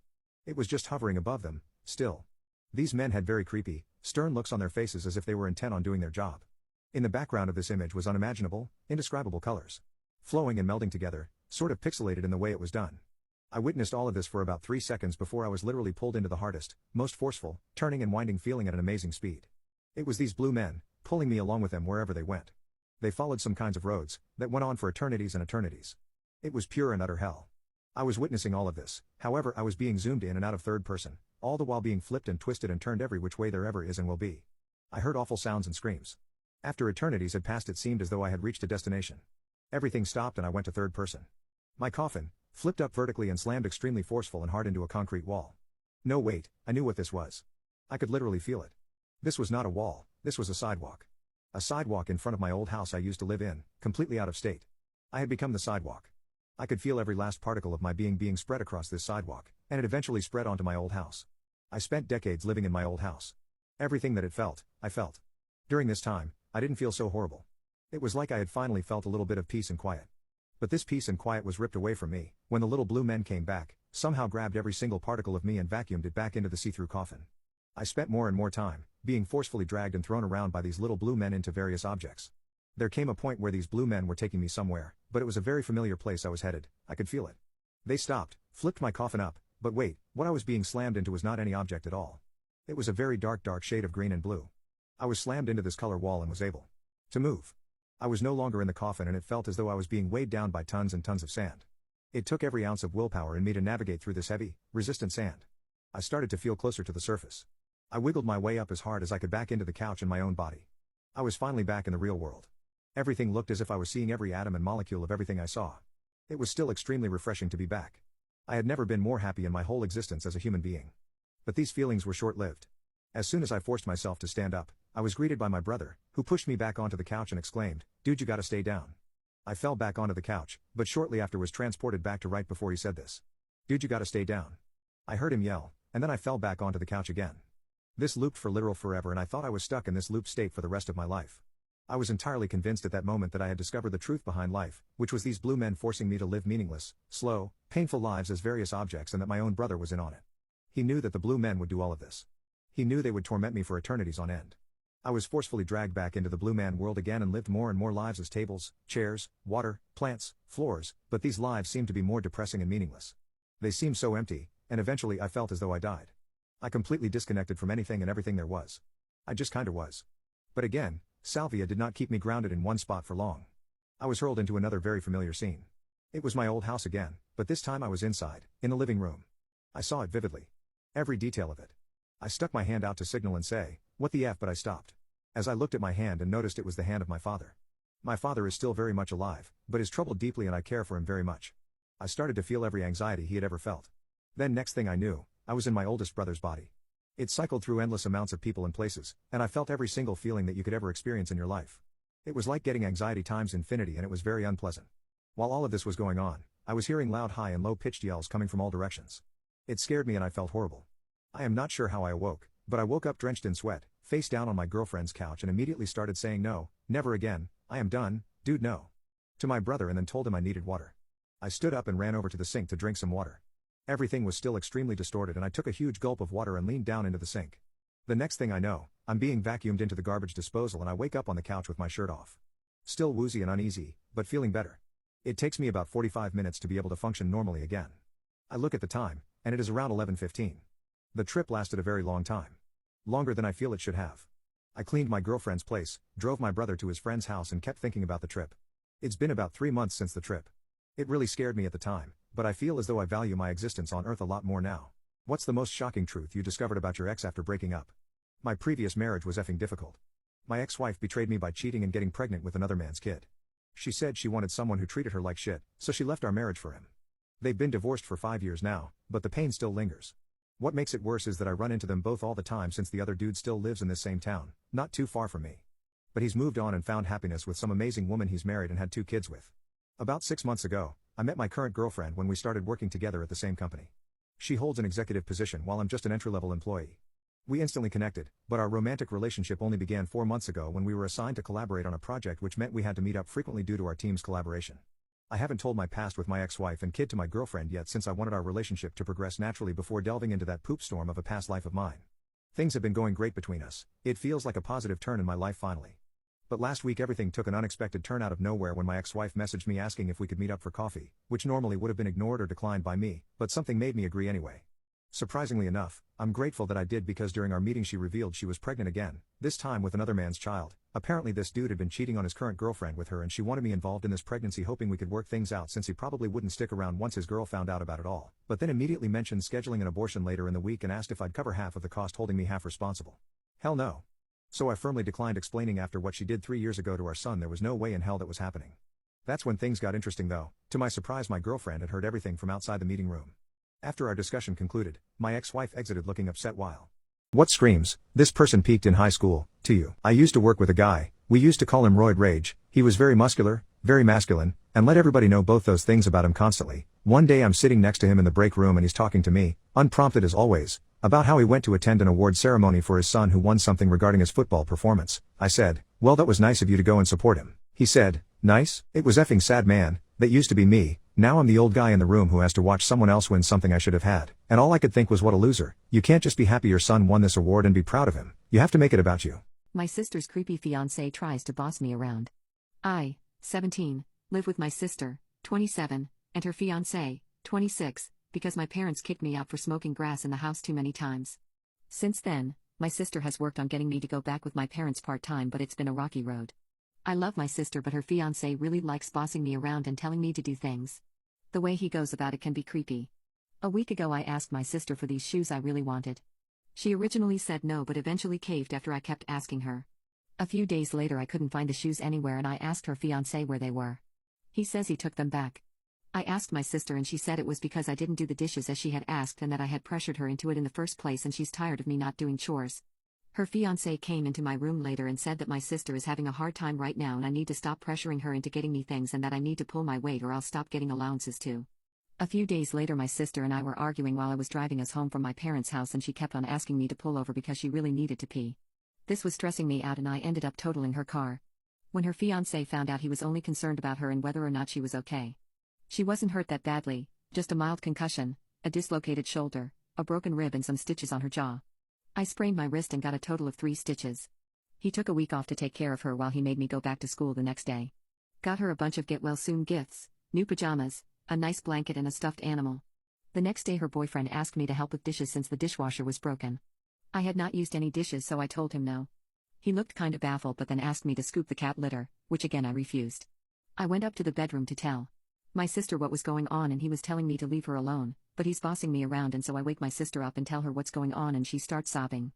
I was happy at first because I thought she was mad at her fiancé, but then she called her fiancé upstairs and in front of me said, Jack, I can't do this anymore. I tried so hard to be there for her. She was talking about me and not being able to handle me anymore. And her boyfriend is comforting her and telling me that I need to leave her be for a while. I didn't see her for a few days since she had locked herself away in her room and then saw her in the kitchen yesterday after school. I told her that her boyfriend hates me and is trying to taint her opinion against me to get rid of me, and she said that she loves me and her fiancé loves me and that I need to grow up because she can't take this attitude anymore.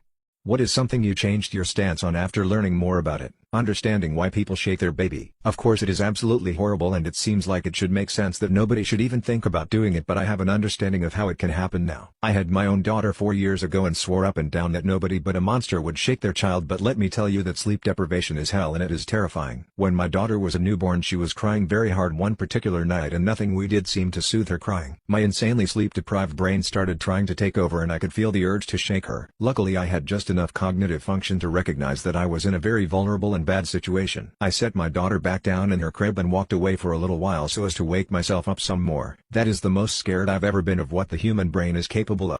Am I the a-hole for not giving my engagement ring to my dead fiancé's family? I was engaged to John. After dating for 4 years when he proposed, the ring he used was 2 sizes too big. We went to the store that he bought it from, 2 weeks before proposing, and he kept the receipt. Got the right size and kept the same style. We did plan to have a wedding, after 3 years of planning and saving. 10 months after the proposal, John passed away in a car accident. I used the savings for the wedding to pay for his funeral. The day after the funeral, John's brother came to me asking for the ring. I asked why. His response was that the ring had been passed down their family for 5 generations. Told him that was BS, because I have proof that the ring was bought for me, less than a year ago. We argued for a bit and he then stormed out. Then I get the calls from John's family, saying I'm a liar and demanding the ring. Then I got a letter from their lawyer. In the letter they also demanded that I reimburse them for costs of John's funeral. So I got myself a lawyer, showed the proof about the ring and I paid for the funeral, in court, and I won. I thought that madness was over, until John's sister recently messaged me. She and her boyfriend are engaged, but haven't gotten a ring and she wants John's ring. After I said no, she went crazy and messaging non-stop demanding. I have blocked her over and over, but she finds a way around it. I was having brunch with my friend, my mobile was on the table, a message from my sister popped up and my friend saw it. My friend knows about everything, before my sister's first message. I explained about her messages. My friend believes I'm and I should give her the ring. She told my other friends and they are all saying the same things. Now I'm doubting myself. So am I the a-hole? I got blowed by my best friend and I don't think his wife knows. Hi, I 23 at the time got blown by my best friend 22.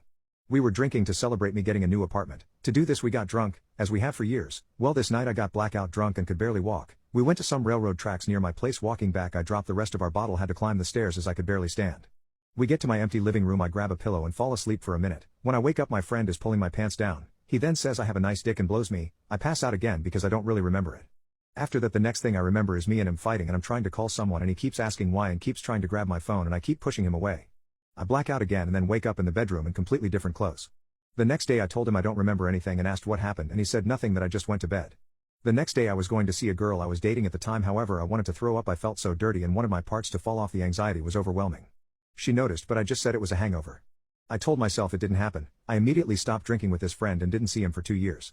Then one day he tells me he is getting married, however didn't invite me or another mutual friend to his wedding, but we all did meet before the wedding to meet his wife. Seeing him still gave me very bad anxiety and I really don't think his wife knows. What is your best one time my dad? Story: I was 7 years old walking home from my friend's house after enjoying a snow day sledding around in her hilly backyard. Apparently the neighborhood boys around my age, I am girl, spent their day building a fort structure. I remember stopping briefly to admire it, but no kids in sight. Oh well, I turn and continue walking home. Suddenly about 5 boys popped out the back of the fort and pummeled the crap out of me with snowballs. I guess they also spent the day stocking ammunition and awaiting the perfect passing victim. They really messed me up. I am a stupidly petite adult and thus, was a really tiny little girl, and these dumb boys really didn't understand that they were going too far. I was down on the ground and still getting nailed snowball after snowball, mostly in the head and face area. After the initial shock, I made efforts to block the shots with my snow saucer and finally got on my feet to run. They followed me until they ran out of projectiles and retreated. Relieved, I stopped running and was just so upset, I was barely even walking, just dragging my feet, crying, trying to wipe my face with big stupid bulky gloves. Then my dad's car pulls up next to me. He had gone to work that day, despite the snow, and had just pulled into the neighborhood. Hey kid, need a ride?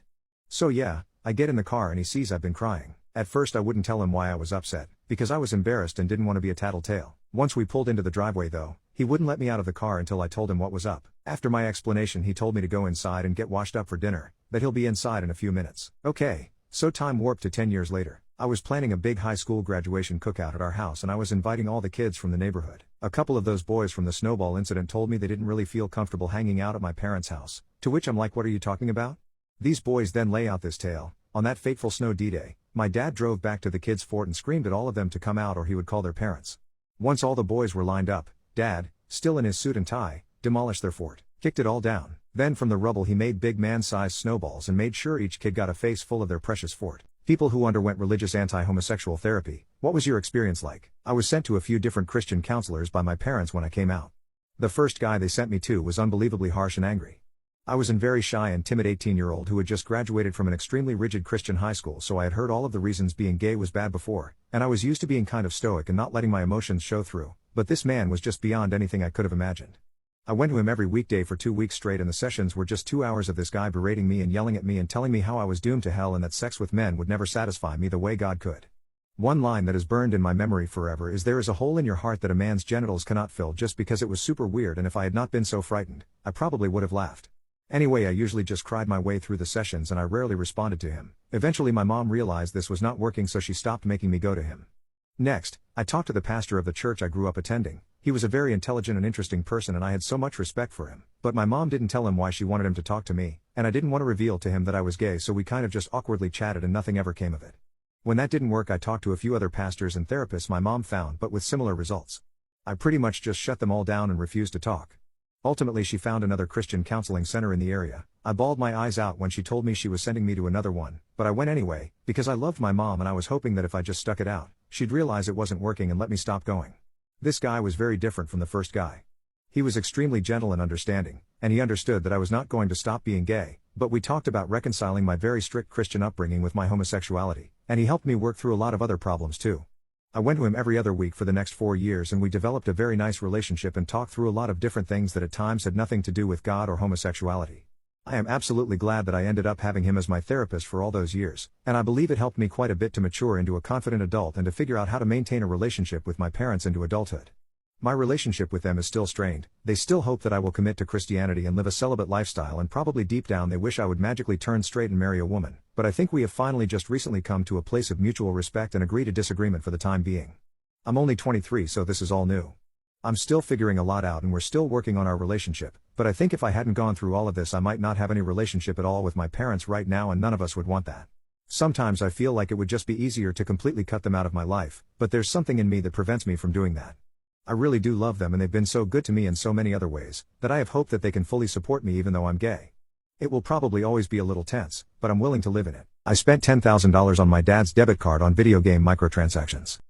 When I was 14 years old, I made a really dumb decision to steal my dad's debit card when he was away from home. At first, I only charged a couple of bucks on Halo, and Roblox, etc. And I told myself back then that it was enough. But as time passed by, the urge to spend money on microtransactions grew more, and so I kept on charging my dad's debit card, from $20 purchases to $100 purchases on random in-game things. I thought at the time I wasn't going to get caught, because I put my billing address to someone else's address. So my 14-year-old dumb self thought I was in the clear. I continually charged my dad's debit card on Roblox, Halo, Fortnite, SUED, and even donations to live streamers. 4 months had passed, and I thought I was in the clear for it, until one day after I got out of school, my dad messaged me saying, "You lied to me." At the time, I knew what it was about because my dad confronted me before about it, and I lied and said no that time. So I tried to play it off by saying, "Oh, I'm sorry. I lied about getting an A on my history class. It was actually a B." And he said, "No, that's not it. You've been doing it since November." That's when my heart sank, and the guilt started to flow in. When I arrived back home, my dad was not there, so I assumed he had to do errands or whatever. But I was pacing back and forth in my room worrying what the hell is going to happen to me. Is the police going to get involved? Will I get kicked out the house? 2 hours had passed, and my dad still isn't back. I ended up going to baseball practice on my own, hoping he'd be back by the time I get home. I was worried sick the entire time. After baseball practice, I got a message from my dad saying, "I don't want to see your face anymore. Don't ever come back home." But I didn't listen to him because there was no way I was going to sit in the cold outside in downtown Seattle. I asked one of my teammates if their parents could drop me off at home, and they agreed. After getting home, I just sat in the cold night, until my dad changed his mind and let me inside the house. He reluctantly let me in but said, "Pack your bags, you're going to California to stay with your aunt." At the time I thought I was going to be living a new life in California. A panic me called some of my close friends and told them I'm never coming back and that this was going to be the last time I'll ever talk to them. When we arrived in Cali after a 16-hour drive, my dad unpacked all my stuff from the car and then just sat there. My auntie said I'll need to be registered to a new school, and such. At that point in time,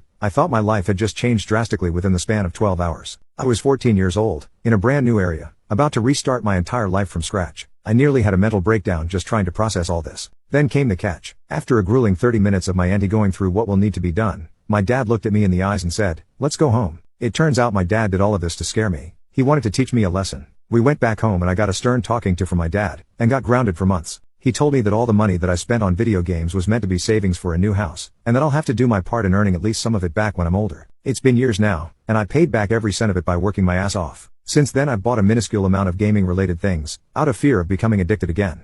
Even buying household items online, I'm reminded of the memories of the thousands I spent. I'm 20 now and occasionally still get reminded of what pain I must have caused my father at the time by spending so much of his money. I wish I could go back and tell my younger self not to do it. Damn. Today I effed up by stealing from my sister and making my hair fall out. My sister and I are both teenagers and we share a room. I'm the younger sister, so I have way less stuff than my sister, who is 2 years older than me. I'm too young to have a job yet, and so I am super jealous whenever my sister buys herself nice beauty products, but I am stuck using the generic stuff my mom buys. My sister is extremely mean to me and never ever lets me borrow any of her things. She once screamed at me until she was red in the face because I had used some of her makeup brushes, and she said it was unsanitary even though we're literally sisters. Anyway, I messed up this past weekend when I decided to go ahead and help myself to her things even though I knew she would not be okay with it. I got invited to a last-minute sleepover at my friend's house and I really wanted to go, but I could only go if I caught a ride with my other friend who was invited. I didn't have enough time to pack everything I needed and catch the ride in time. So I ended up borrowing my sister's travel beauty bag, which is basically a pouch full of anything from shampoos to face cleansers. They're all high-quality products from Ulta that I never get to use. I knew that when my sister got home and saw that it was missing, she would rip into me as I got home. But I just didn't care at that moment, and I wanted nice overnight products for the sleepover. Anyway, the sleepover was so fun and we ended up swimming in my friend's pool, but that meant that I had to wash my hair that night.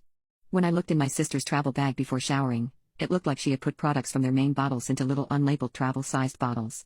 It had been a long day, so I just tried to guess which of the bottles were which, and I used a nice-smelling mystery bottle as a conditioner in my hair and let it sit for a little while. I screamed as loud as I could when I went to wash my hair out and clumps of my hair started coming out in my hands. My friends came to see what was wrong with me, but no one could stop my hair from continuing to shed. When my hair dried, I realized it was visibly thinner and I cried. It seemed like some of the girls at the sleepover were getting annoyed with me, but I just didn't care because I felt so ugly. I called my sister and yelled at her to ask her what the hell was in the travel bottles, but she just laughed at me after I told her what had happened. My sister told me that I must have used her bottle of Nair on my scalp. I asked her when it was and my jaw dropped when she told me. I was so angry and my sister just kept laughing on the phone. I wanted to yell at her some more, but I knew I was in the wrong. I hope my hair grows back soon, but now I know never to take my sister's things without asking again. On a new school in the middle of October. My first day of school to sit with, so I ate in the bathroom stalls. At the end of the more desperate to not be a loner. We had a long conversation. School hated him. He said that they would always make fun of his short show, that they were disgusted by him. Over the next couple of weeks, out one day at his family's pizza shop. I was talking to him and opened his camera roll. Before anything though, he photos of a bunch of different girls. At first, I thought it was the face of a girl I recognized from my class who was the girl I just told. Isn't it cool? They don't even know I have these. I asked about what to do. I knew it was morally right to tell these girls my crush in class, and I felt guilty for not telling her her private parts. I knew it was wrong, and trust me, in such an intimate way. It got even worse when I began to see the guy had warped my view of my classmates, and I hated him for that. I realized how easy it was to not go to the bathroom stalls at all, so I did her that I heard something that shocked me to my core. I heard this guy, and now it got taken too far. The way he did it was by privating my own research on this. I didn't follow any of my classmates. Many people actually posted girls' naked pictures to their story. Days. It became the talk of the school and everyone was trying to figure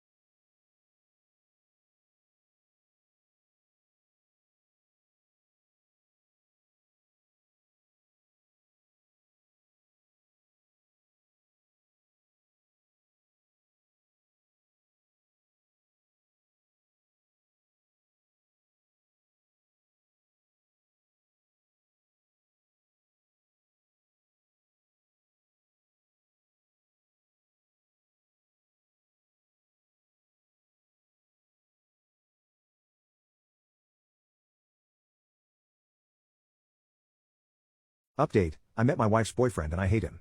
I set a clear boundary with my wife that I did not want to interact with her boyfriend again and that he was not welcome in the house while I was there. I expressly stated how uncomfortable he made me with specific examples. I used a lot of the advice folks gave here and I came to an understanding. True to form, I have not seen boyfriend since then. Then things got worse. I was out of town for the weekend and my wife had boyfriend over for 2 whole days. In that time, he met our 2 housemates and made them both extremely uncomfortable. He met my girlfriend's parents and made them extremely uncomfortable. And he and my wife had loud intimacy in the guest room at 2 a.m. and kept our roommate awake when she had work the next day. The roommate interrupted them because it was keeping her awake, and this was after they had set a house rule that they would not do this because it already happened once before. On Sunday morning, while I was away, I woke up to angry text messages from both our roommates describing what they called serial unaliver behavior. Both said they were furious and extremely uncomfortable.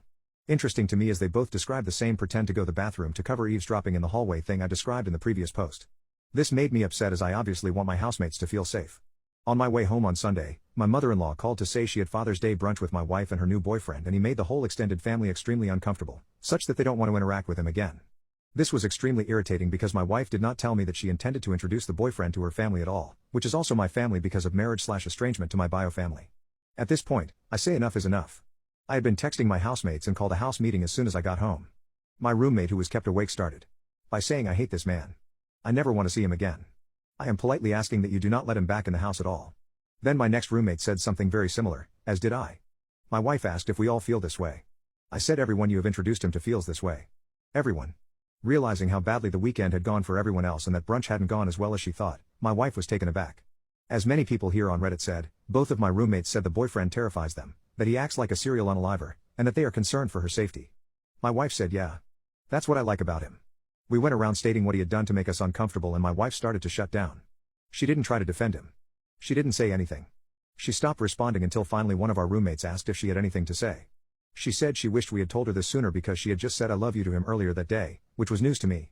She asked why nobody had told her sooner and the answer was that he was attached to her hip for 2 days and he looks over her shoulder to read all her phone messages. After a lot of discussion, my wife agreed that she would not bring her boyfriend around if anyone was at the house. She said that probably means he won't come back to the house at all. She also said she wouldn't ask anyone to leave so he could come over, and that he wasn't invited to parties. Except that she had already invited him to an upcoming party at our house next weekend and she wasn't strong enough to uninvite him, but also that she is afraid everyone at the party will hate him and be made uncomfortable. Moreover, she told me that she's going to continue seeing him. While I understand this, it also made me a little sad. 2 weeks ago, she had said that if I ever hated one of her partners, then she and that person could not be compatible. At this point, her best friends, her husband, and her parents were saying they never want to see this man again and that they are afraid for her safety, and she no longer seemed bothered. I don't know what is going to happen next. I am sincerely hoping he does not come to the party next week. And my roommates and my mother-in-law have each individually shared that they are afraid he is going to try to unalive either my wife or me. How drastic have you seen someone change after a heartbreak? When I say this man did the biggest flip of all time, I mean it. He was a role model student in high school when we dated, straight A student, stayed away from all substances and was very successful in sports.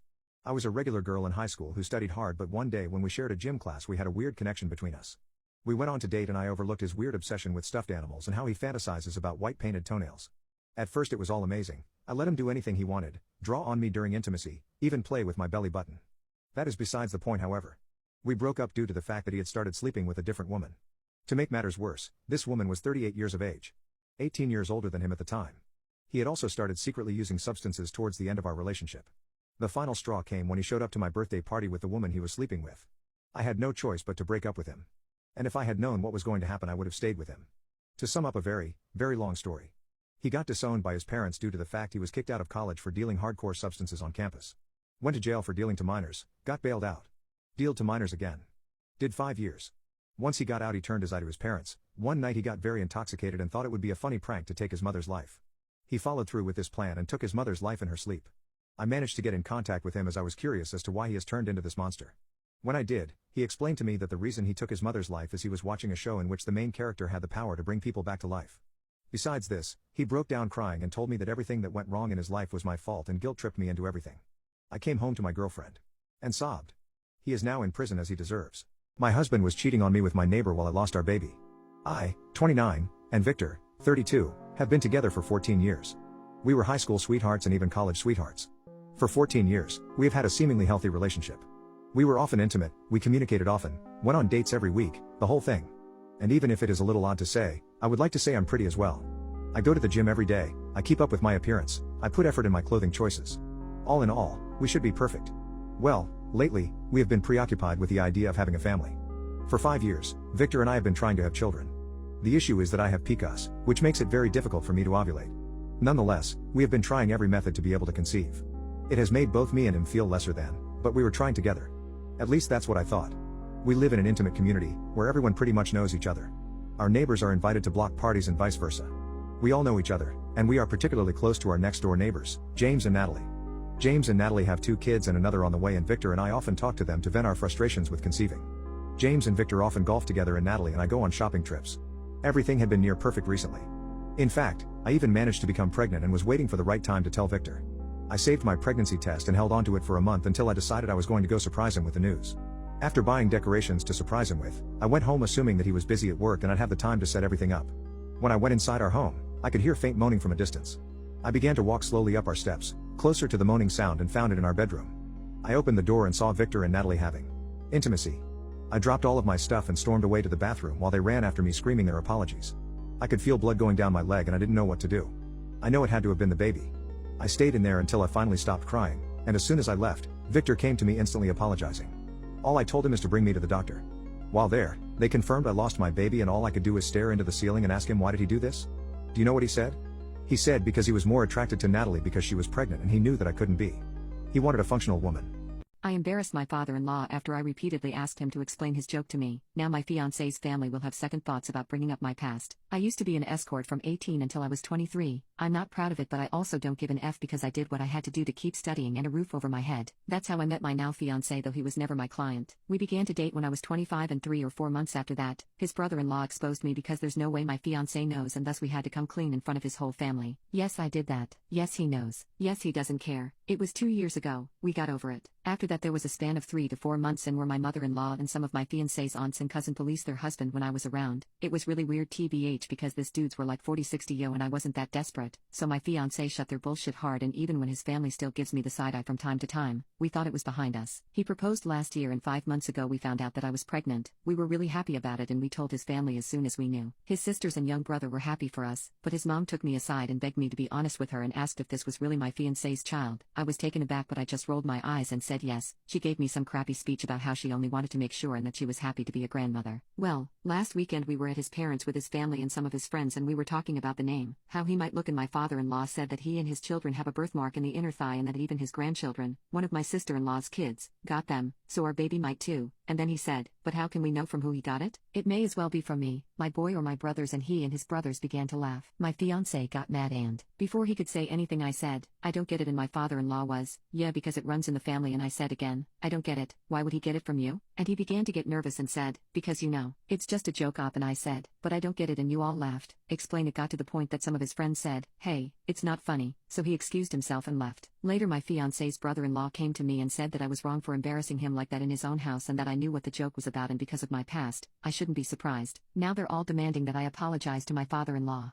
Am I the a-hole for telling my daughter that I expect her to move out when she turns 18? I'm a 42-year-old mother with a 16-year-old daughter. Our relationship was once flawless, but a recent incident has severely strained it. My daughter is a wonderful, intelligent, well-liked girl who excels academically. She's been a helpful, close-knit part of our family since she was young. I deeply love her, and I've always had clear parenting ideals, influenced by my own upbringing, which was a bit strict but effective. The problem arose while I was fetching her from volleyball practice. She shared how a friend had argued with her parents, expressing relief that we never had such conflicts. Curious, I asked about the argument. She explained her friend's mother wanted her out at 18, which shocked her. She was glad I wasn't like that. Initially, I felt warm hearing her appreciation for our bond, but then, I realized there was a misunderstanding. Gently, I revealed that I, too, expected her to move out at 18. I recounted how my parents prepared me to leave home on my 18th birthday, pushing me to be self-sufficient. I described my own journey, supporting myself and managing school in the 80s, living in a small apartment and working tirelessly. As I spoke, she listened silently, perplexed. After I finished, I reassured her it wasn't about being unkind, but about upholding a family expectation of independence at 18. Her response was heart-wrenching, asking if I didn't want her. I explained that my love and care would continue until she needed to stand on her own, as adulthood officially starts at 18. Since then, our relationship has suffered. She's distant, our conversations are brief, and our shared activities have ceased. I'm puzzled by this sudden change, as if our whole relationship has been overshadowed by this single talk. I haven't tried to discuss it further, sensing her anger about the 18-year-old independence norm. Thanks for listening. See you in the next video. My narcissistic husband married me because I got pregnant and I would be disowned by my Muslim family. Now he loves to remind me that he protected my reputation whenever he wants things to go his way. My family is Muslim and they're very strict about following the culture to a T, besides my parents because they're more liberal, due to growing up in the West. I got a lot of freedom because of that, but I knew there were still rules I should never break. One of them was not getting pregnant before marriage. I never imagined myself breaking this particular rule because intercourse wasn't something I was interested in and I never even had a boyfriend. Because of my upbringing, I always wanted to wait until marriage. Casual intimacy never appealed to me, that was until I met my husband. Upon meeting him, I felt all my values being thrown out the window. He was giving me attention I had never received and the more I got it, the more I wanted it. I was completely intoxicated by him. All of a sudden, intimacy, specifically with him, was something I needed. This was totally out of character for me and it all came back to bite me in the butt when I found out I was pregnant. Reality came crashing down rather quickly after that. I was terrified out of my mind and I had no idea what to do. There was no way my family was going to accept me. I knew the second they found out, I would be disowned. I went to my friend and broke down sobbing. She comforted me and after I calmed down, she suggested I tell my husband first so that we could come up with a game plan before I had to tell my family. I felt awful confessing everything to my husband, I felt like throwing up and it was not morning sickness. His family are also Muslim, but they don't care about their religion at all, so my husband didn't understand why I was scared for my life. I explained how strict my extended family were, so he proposed speaking to my parents for me and telling them that we were going to get married. That way, no one would know I was pregnant before the marriage. I didn't think he was serious, and I now regret that he actually went through with it. We barely knew each other at the time and it had been clear from the start that he was only in it for the fun. We weren't even dating because he never wanted to commit to one woman. I was basically a side piece. I see now I should have had more self-respect for myself, but there's nothing I can do about that now. Even if I tried to stop him from talking to my parents, he was convinced this was the perfect solution and he wanted to fix things. He made a compelling argument to me and both our families. The marriage happened quickly because we wanted to be married before I started to show and before I was too far along to fake the whole thing. Our parents never knew what hit them when I announced my pregnancy. My mom was excited, but my dad wasn't too thrilled about the whole thing. His parents were really lenient with everything so they didn't cause too much trouble. 2 years later, my dad has made peace with me being pregnant and loves his grandson. Our families get along great and my parents love my husband. I would too, if it weren't for this issue that's ruining our entire marriage. My husband likes to have his way with everything and the fact that he has never been in a relationship where he has had to compromise has given him a false sense of always being right. All his past girlfriends just did whatever it took to keep him happy and interested. That's his only way of seeing a relationship and doesn't like it when I disagree with him.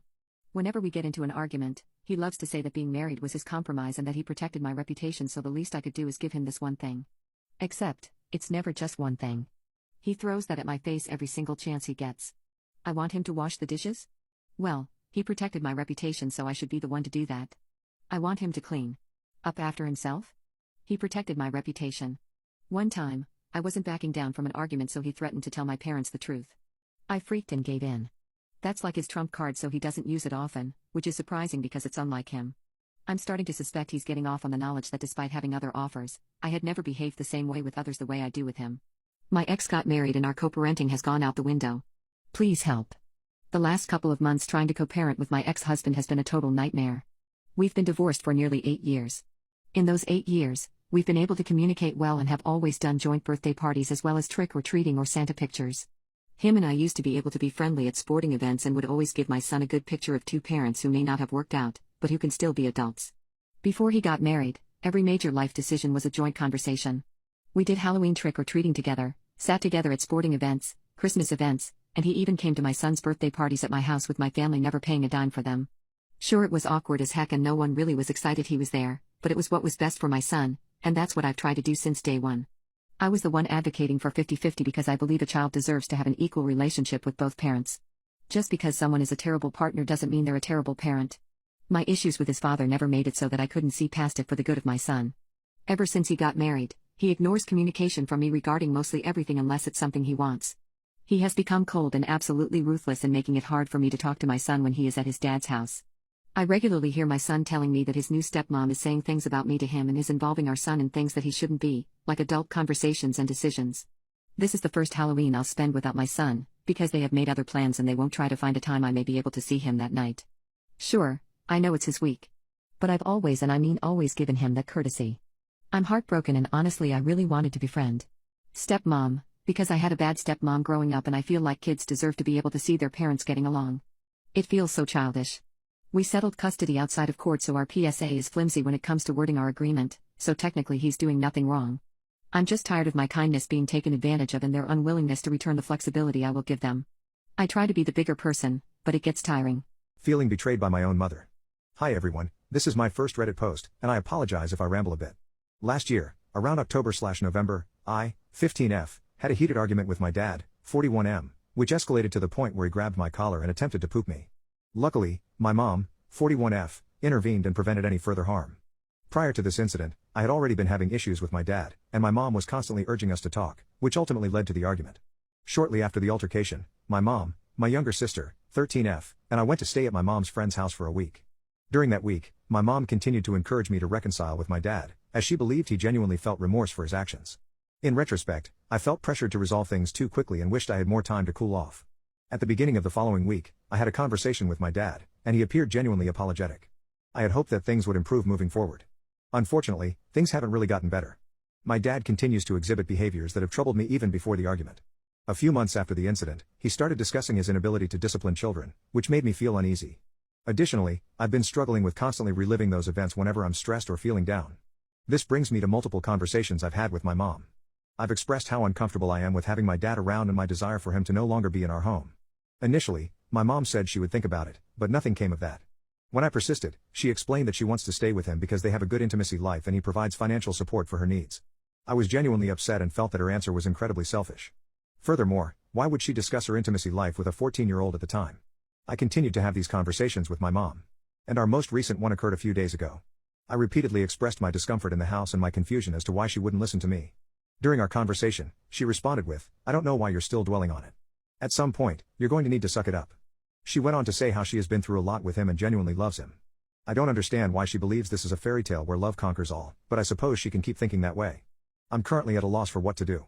I don't know if I should continue trying to convince her to leave my dad because nothing seems to be working. I'm also contemplating ways to move out as quickly as possible, even though it would mean leaving my 4 siblings behind. I'm just so upset right now because my mom and I used to be incredibly close, and this situation has caused significant damage to our relationship. Any advice would be greatly appreciated. What's something that gets increasingly more boring as you get older? I was reading this post and the responses were like life, parties, and drinking. But let me tell you, one thing that I thought would never get boring is being a student spouse. When I first met my partner, who was a student at the time, I was so hyped to share this journey with them. I imagined all sorts of nerdy moments like late-night cram sessions, debating about different theories, and all the cool parties we would go to together. But now, every day seems like Groundhog Day. I mean, don't get me wrong, I love my partner to death, but the struggle is real. Every day is the same old routine of making breakfast, packing lunches, driving to school, and picking them up after class. And let's not forget about the studying and all-nighters. It's like I'm reliving my own college experience vicariously through them, but it's just not the same. Plus, with everything being online now, I feel like I'm stuck in an endless loop of Zoom calls and virtual meetings. I miss the face-to-face interactions and the real-life experiences that make college exciting. But, here's the catch, there's this website that's been attacking our school. It started with minor glitches here and there, but last night, it went full-on crazy. I woke up to my partner shouting about how they can't access their files and how everything's been wiped out. I hurriedly grabbed my laptop, and after a few clicks, I was inside the website. It was like nothing I had ever seen before. From the looks of it, this was no ordinary hack. It was something sophisticated that even experts would struggle to decrypt. And that's when I realized that my days of being a student spouse had just got exciting. I'm now part of something bigger than myself or my partner's studies. I'm on the front lines of a web war that I didn't even know existed. Bring it on. My awful mom cheated on my perfect dad and now he's depressed. He's still not over it after 5 years and refuses to attend my wedding because she's invited. My fiancé and I are getting married in 8 months. I've known him since we were kids and my love for him only grows as the days pass by. For our wedding, we are having a private ceremony and a tiny reception with 50 people. So obviously this is going to be quite an intimate reception. The problem is, my dad hates my mom. 5 years ago, my mom was caught having an affair with her married coworker and it destroyed their marriage. My father became a changed man. He was always a happy and confident outgoing guy, but he became quiet, withdrawn and just empty. It hurt a lot to see him like that, and having her around all the time wasn't helping. Just looking at her reminded him of her betrayal. My mom moved out because me and my younger brother basically told her to leave. I have always been close with my mom, loved her to pieces, but finding out about her affair and seeing what it did to my dad nuked my relationship with her. She was no longer the mom I had considered my best friend or the woman my dad adored. My dad was always very good to my mom, showed her lots of affection, gave praise, helped her when she was sick, would spontaneously buy her flowers and other presents, etc., but my mom never really reciprocated. She was just a heartless cheater who couldn't keep it in her pants. She even continued dating that co-worker after his wife divorced him too. It was the final push for me and my brother to go no contact with her for a year. But I did miss her, so after much consideration, I sent her an invitation to my high school graduation, but made it clear her partner was not invited. My brother was definitely mad at me for that and tried to understand why I did it. We started to fight a lot after that, with him saying I was just as bad as my mom for betraying our dad. I never held any anger towards him for lashing out on me and knew he just didn't know how to control his anger. We were all dealing with our grief differently and weren't really there for each other at the start. But we eventually survived that. It took a little longer for my brother to come around, but he talks to her from time to time. This isn't to say my mother and I are the best of friends again, our relationship is still strained and distant. I know she wants more, she's constantly trying to talk to me, and she sobbed in relief when I sent her my graduation invite after not talking to her for almost a year, but I keep her at arm's length and merely make polite casual conversation now and again. I've matured a lot since then, but that isn't to say I completely forgive her for ruining our lives. I still love my mother and I don't want to cut her out completely, but this is as close as I want her and I will never again have a close relationship with her. We used to sit down and talk for hours, but now I don't really care about what goes on in her life. She's just there. As for my father, he has never gotten over the cheating or divorce, but he has managed to somewhat repair his bond with my brother and I. He's always just so sad and depressed. He won't even call my mom or her lover by their names. He calls them he/him and she/her. He hasn't dated one since the divorce either. He won't be around her either. For my graduation, they had to be at polar opposite ends of the bleachers and I had to have my phone on me so I could text my mom when she was allowed to approach and congratulate me. Now for my wedding, when we explained what we were doing to my dad, he got very quiet and asked if I planned on inviting her and him. I said yes, I would probably invite my mom even though her partner is not invited. My dad quietly said it's rude to only invite one half of a couple. He then said he didn't think he could come if she was going to be there. That maybe he could be there before or after she comes, but he just doesn't think he could interact with her in such a close setting. I wanted to understand his side, I always did, but this time it really hurt me. I was hoping he could put his feelings aside just this once because I really wanted him at my wedding. He's supposed to walk me down the aisle and I will break down if he doesn't. I just told him I would think about it because I didn't know what else to say. My fiancé and I need to start sending out save the dates pretty soon, so we need to get this resolved. We talked about it, and while he is very sweet and says he will fully support me no matter what decision I make, I'm the only one who can make this choice.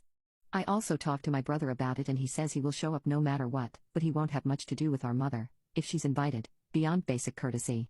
He understands Dad's position but thinks he's being kind of ridiculous. He also said technically it's rude to not invite her boyfriend, but it's also pretty rude to destroy two families by having an affair with another married man so her boyfriend can go F himself and mother can shove wedding etiquette up her butt. Personally, he'd prefer I not invite her either, but it's my wedding and I can do what I want and he will roll with it.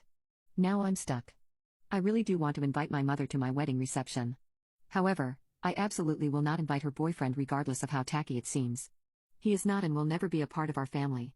And honestly, I'm kind of angry with my dad. Believe me, I understand his pain and hurt, but it's been 5 years and I think he needs to start moving on. It's fine if he doesn't like Mom, I don't much like her either, but to boycott my own wedding because she might be coming? Get over yourself. It's like his hurt feelings are more important than his only daughter's wedding. He really can't suck it up and just be in a reception hall with her for a few hours? Still, I really love my dad. I hate seeing him hurt and I can't stand causing him pain. If I absolutely have to choose between my two parents, I will pick my father every time. Despite him being kind of a wet blanket about the wedding, he's a good man with a good heart. My dad and I are very close and I don't want to jeopardize my relationship with him. I would much rather he be at my wedding than my mother. I always hear my nickname whispered at work and thought I was going crazy. My husband and I work at the same place, but in different departments, so our paths don't cross too often. He has this really weird nickname for me and for months now, I've been hearing it at work. It's always kind of quick and whispered, and it's so short that I second guess hearing it every time. But I'll still whip around and look, and I never see anyone and no one else ever hears it. I never brought it up to my husband because I've been convinced that maybe I just miss him, or I'm actually losing my marbles, but either way, I'm not really hearing it. But tonight my husband and I were a couple drinks in and chatting and I went to walk in the other room and I heard it. I whipped around and marched back in the room and he's there on the couch, cracking up. I was like, has it really been you this whole time? And he couldn't even tell me because he was laughing so hard. He had to nod his head. Turns out for months now, when our paths do cross, he's been intentionally hiding from me just so he can whisper scream my nickname and watch me panic. And I got to give it to him, the man had me questioning my sanity. He got me good. Babe, why are you mad? I only let him put the tip in. So, my girlfriend won't be intimate with me because I made love with a man. My girlfriend and I have been in a relationship for 2.5 years, and for 7 months we opened up the relationship. This was a great boost for our relationship since we both have a very high libido and enjoy flirting and kissing with other people at parties and stuff like that. Our feelings for each other are at an all-time high. We've had some 3-ways and 4-ways with random strangers or couples we know. And we sometimes have nights where my girlfriend goes to her friends with benefits and I invite my friends with benefits over. At the end of the night, we cuddle up together and tell each other about our intimate adventures. Following that, we usually make love with each other and we go to sleep. It's safe to say that we are very comfortable in our open relationship, and we love to talk about it together and with our friends. My girlfriend knows that I am bisexual, and she has been very supportive about it. Her only preference is that she doesn't like to see me kiss or make love with a man while she is there. I said that I respect that and I'll refrain from doing those acts while she is around. Last week, my girlfriend and I were at a big party and I hooked up with a guy I met there. After some flirting, we eventually made love in his room with protection. This was my first time going all the way with a man. I didn't tell my girlfriend that I was going to hook up with him beforehand. But our rule has been that I don't have to tell them beforehand. These previous cases were all women. It was in the heat of the moment that I was taken to his bedroom. Not informing each other before doing the act has never been a problem before. After the lovemaking, I ran to my girlfriend with a big smile on my face to excitedly tell her that I made love with a guy I met at the party. She was shocked. She just stood there and was like, "I didn't expect that. Why didn't you tell me? Who was it?" My excited smile quickly faded from my face as I didn't expect this reaction from her. I thought she was totally okay with my bisexuality as long as I didn't do anything in the same room as her. The next morning, I tried to get some and she told me she didn't want to. I mean, that's okay, of course, but something felt off. Eventually she told me that she needed some time before she could make love with me again. She said that it felt dirty to her that I've been in contact with some guys. She told me that I didn't do anything wrong and that I didn't break any rules in our relationship. She was even happy for me that I had the chance to further develop my sexuality. It just felt kinda gross to her and she needs time to adjust. My girlfriend hooked up with her friends with benefits yesterday. When I asked her if she wants to make love with me this morning, she didn't want to because of the same reason that I just explained. It still felt gross. This irritated me and I asked her if we could stop meeting up with our friends with benefits until she's ready to be intimate with me again. She got very loud and told me that that's really unfair and that I just have to respect her boundaries for now. She thinks that I am punishing her because she is not ready yet to make love with me again. I feel like she is not respecting my boundary of me not wanting her to make love with her friends with benefits until she's ready to be intimate with me again. Am I wrong for this? I don't know how to proceed. Your kid chipped my tooth, now you'll pay. A few years ago, I applied for a babysitting job. The child I was to babysit, a 3-year-old, had some undisclosed behavior issues, and it was about to become quite evident. The school principal had warned the parents about their child's unruly conduct, but this information wasn't shared with me beforehand. On the second day of my babysitting stint, the child's misbehavior began to surface. He started kicking and hitting me, which was quite unsettling. We decided to visit a nearby park, conveniently located in front of his school. However, our outing took a chaotic turn when the child found someone else's bicycle and decided to help himself without seeking permission. Despite my repeated instructions to refrain from using the bike, he simply ignored me. To my astonishment, the owner's grandmother allowed him to use it. I kindly assisted him by holding the bike for around 10 minutes. However, when the young boy wanted his bicycle back, I tried to return it and even expressed gratitude.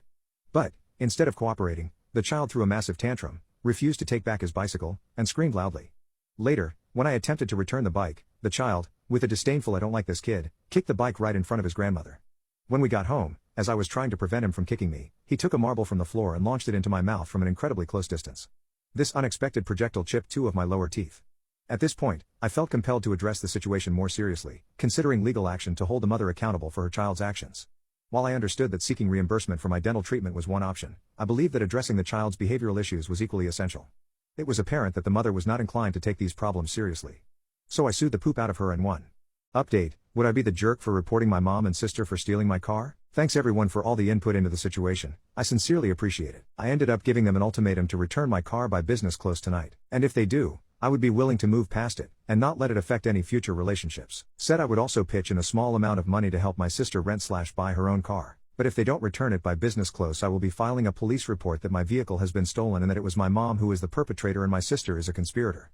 To answer a couple questions all at once, Mom has her own car, but doesn't want to lend hers out because she needs it for work every day. I had offered to let her use mine for work and she lend out her car to sister, but she refuted this idea, saying that she doesn't feel comfortable driving my car and that she needs ample space for medical supplies. She is an in-home nurse. I am well aware that my living situation will change if I call the police on my mom and sister, but honestly the living situation is already compromised. Regardless of the resolution, I will be moving out as immediately as possible, as I am financially stable enough to do so. This whole thing is just the straw that broke the camel's back. Didn't put an original post, but I've been getting a lot of comments regarding living for free at my mother's house. We split bills 60-40 on basically everything. It's not truly 50-50, but absolutely by no means am I freeloading at my mom's house. Will update again if car has been returned or not. Car has been returned, so the police will not need to get involved. However, there is body damage that wasn't there the last time I used it.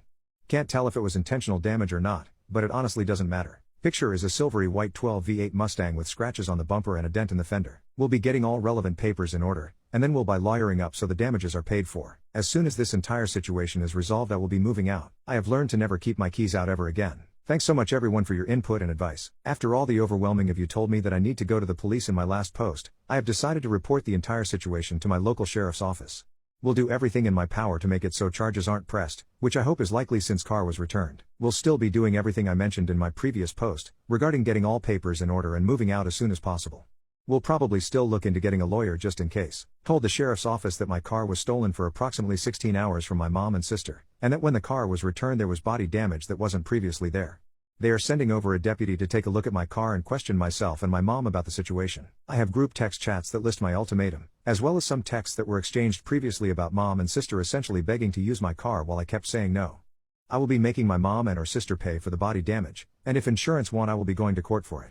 I don't care how petty that is, or if it just opens an even larger can of worms. I absolutely refuse to pay $2,000 plus for body damage repairs that I didn't create. Hopefully this is the actual final update I will have to post regarding this situation. Regardless of the damage, I'm just glad that I have my car back. Family situation is beyond busted and will be going no contact with sister for an indefinite amount of time, and will do the same with mom as soon as I move out, which is hopefully by the end of the month. Thank you all for your advice and input throughout this whole ordeal. The unhinged bridesmaid called me desperate because I was partnered with her boyfriend. So I caused her to get fired from the wedding. Jane is marrying her fiancé Tom in July and she asked me to be her maid of honor. This was sort of expected as Jane is essentially a sister to me. I was surprised, however, that she asked her brother's girlfriend, Kathy, to be a bridesmaid. Jane later confided that Kathy had kind of pressured her into it and my friend agreed for her to be a bridesmaid to make Elliot happy. The issue is that Kathy hates me, seriously hates me. She blames me for all the issues she has with Elliot and Jane's parents, and for her not having a better friendship with Jane. She thinks that I am trying to take her part in the family and that I am the sister that Jane never had. She also thinks I am trying to steal Elliot from her. I was determined to put this all aside for Jane, though. But this is going for the worse. But last weekend we went to a bridal shop to choose bridesmaid dresses. Jane mentioned that she wanted me and Elliot to walk down the aisle together, and Kathy lost it. She called me desperate, crazy, a pick-me, a fake, fat, and a bunch of other things. She thought that I was manipulating Jane to do this. I could see how everyone was looking at her, and I didn't want them looking at me the same way, so I just kept my mouth shut. I just turned to Jane and said, "Yeah, I'm not dealing with this. Either she's out, or I am picked my stuff up and left." I later apologized to Jane for the drama and offered her a long weekend of babysitting for their future babies. Jane accepted my apology and was very understanding. She too got embarrassed by what happened at the shop since Kathy called her stupid and a bridezilla trying to bring them apart. Because of this, Jane has said that Kathy can't be a bridesmaid anymore because she wants me as a maid of honor. The next morning, she mentioned this to her family and this has caused issues with Kathy, and Elliot by extension. Both Elliot and Kathy have apologized and said Kathy will behave better for all the wedding events, but I'm not willing to budge. I know there are other things she will try to cause issues with me over and I just don't know how long I can keep being the bigger person with her. Update: I decided that it would be best to speak to Jane and confirm how she wanted to play it. I told her as much as I don't want to deal with Kathy, I'm not seriously going to stick to the ultimatum. Jane said she is not having Kathy as a bridesmaid, and that she's sorry it even came to me having to say that. We agreed that Jane would handle any questions about Kathy and say that it wasn't about my ultimatum. Elliot and I also talked and he explained that Kathy has a bad relationship with her family, that's why she was hoping to bond with his family. He also said she has a lot of insecurities and that she projected a lot of these issues onto me. As for her thinking, I'm trying to steal him. She does think that my hanging out with his family means I must not dislike him as much as I say. She thinks because I have a history of dating people close to him that I must secretly like him. Elliot agrees this is crazy, but Kathy just won't let go of this idea. As for us walking together, I said I would support him by asking Jane if he could walk with another bridesmaid, but that if she insisted, I was going to be on her side, and Elliot agreed that was fair. My boyfriend recorded me being intimate with myself and now we're breaking up. I'm actually at a loss for words. This is such a weird situation. I'm concerned if I tell my friends or family they will judge me and my ex-boyfriend. For context, I, 24 female, and my boyfriend, 26 male, had been together 4 years. He has always been insecure and a little controlling, but his loving actions and the time we spent together was always enough justification. When we decided to move in together, he was helping me pack away my stuff. He stumbled upon some of my toys and was so unhappy with me. He explained he wanted me to throw them away. He would even pay me the cost since he knew they must have been a little expensive. He didn't want to feel like I was being pleasured by anyone or anything but him. I agreed. At this time our intimate life was great and I had no need for any outside help. He also set his boundaries on cult films, and asked that I refrain from watching and enjoying myself to it, because he sees this as a form of cheating. We have had many discussions about things I was and was not allowed to do, intimate and non-intimate. I was under the impression this was the tax of being in a long-term and committed relationship, though I had never given him any limitations on what he was and wasn't able to do. Anyway, a year flew by and we are stuck in long working hours with little quality time. Our intimate life has died down, and it has left me frustrated and annoyed. Anytime we would make love, it was usually fast and only benefited him. I attempted to communicate my side of things, but it fell on deaf ears. I purchased a small bullet, vibrating toy from Amazon and called it good. In my mind, this was an excellent compromise, and honestly improved our intimate life. The only problem was he had no idea and I had no intention of bringing it up. I hid the very small object in a place he would never look but was easy for me to access. This went on for a few months and there wasn't much of an issue. Lately, he has been much more accusatory and insecure than usual. He's asking me questions about how attracted I am to him, if I'm cheating, if the lovemaking is still good. This behavior was normal, and I've become very skilled at putting out the fires in his mind. People have anxiety. Things were almost back to normal. One evening he ran to his cousin's house and I was excited to have a little alone time. Buzz and done. I thought nothing else about it. The following weekend I came home from grocery shopping and found him at the kitchen table with a device and a sour look on his face. There were accusations, and then he pressed the play button and we both listened to me pleasure myself loudly. I was flabbergasted, embarrassed, and overall confused. He had no issue admitting that 2 months ago he installed a recording device in our bedroom and periodically listened in to see if I was talking about him with my friends. This was automatically grounds for a breakup. He has the audacity to accuse me of cheating, and admitted the reason he suspected me was because he happened to find the bullet. However, this would mean he thoroughly snooped through my personal belongings, because the spot I hid it in was not a place he would be justified to look into. I can still see the smug look on his face, like he finally won all control and power over me. It ended right there. I shrugged, losing a majority of the respect and love I had for him instantly. There is a small part of me that wanted to feel guilt, but I feel having a healthy intimate life with myself in a relationship is nothing to be ashamed about. I deserve a partner who encourages me to maintain a healthy intimate life and is not controlling or nearly as creepy as a man who would install a recording device in my bedroom. I have since moved out, quit my job, and moved far away. Me and my new collection of toys are free to spend time together openly, and I have never been more relieved to be single and alone. If there is any advice I can give, if you suspect your partner is controlling and you are being limited on what you are allowed to do, leave immediately. You will lose years of your life. My partner made me see me for the first time. I have to say, it's a liberating feeling to be able to share my thoughts and experiences on a topic that's usually kept behind closed doors.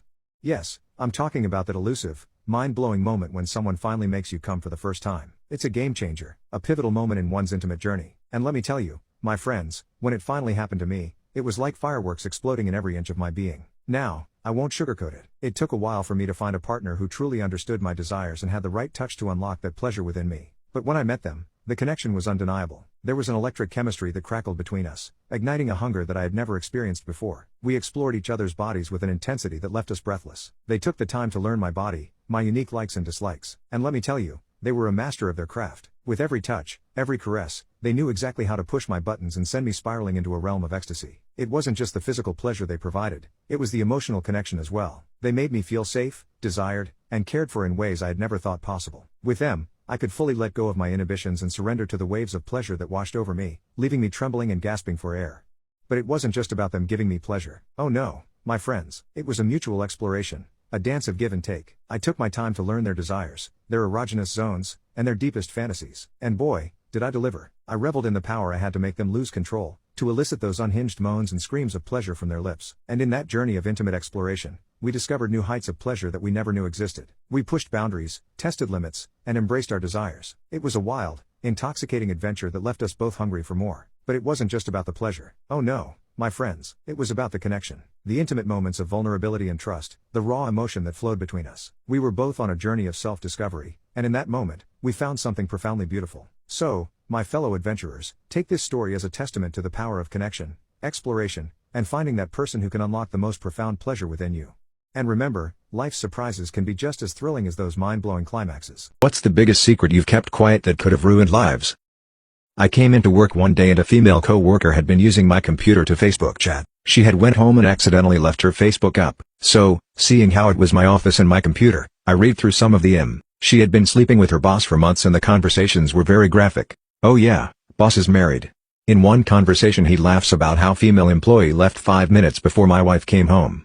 Now, boss and I are even as far as rank goes, but we rarely get along and haven't for years. I've always thought he was a douche and this confirmed it. This took place about 3 years ago. We've had several head-to-head arguments since then and I've always known I could absolutely ruin his shit if I wanted to, but I've always taken the higher road. He has no idea I have that full conversation still on my computer.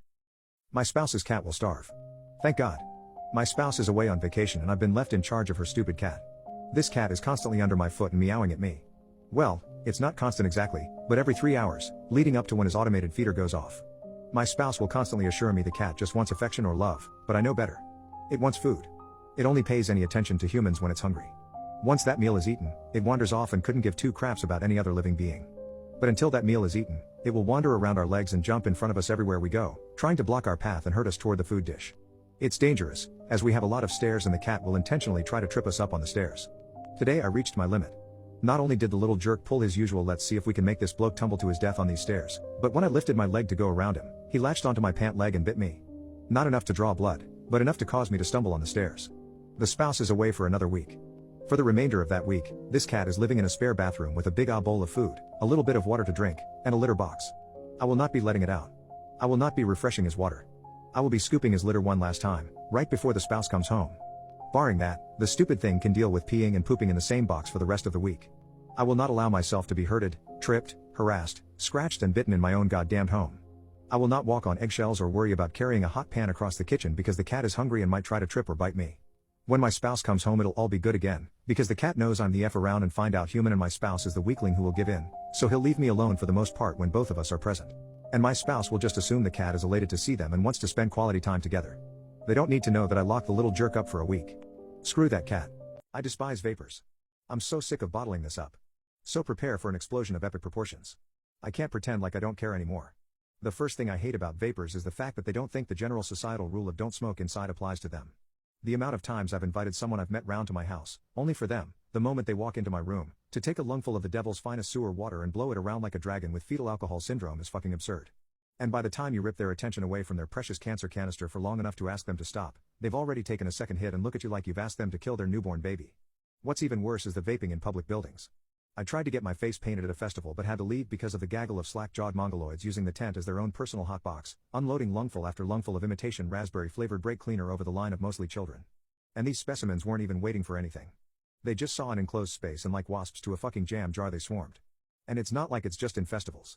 You can't even take a shit without some fucking imbecile stinking up the place with sickly sweet diabetic horse piss. I even called a taxi once and when the guy showed up I couldn't even see his face through the thick white dog in the car. But the thing that gets me the most is how fucking offended they get if you even mention you don't like vaping.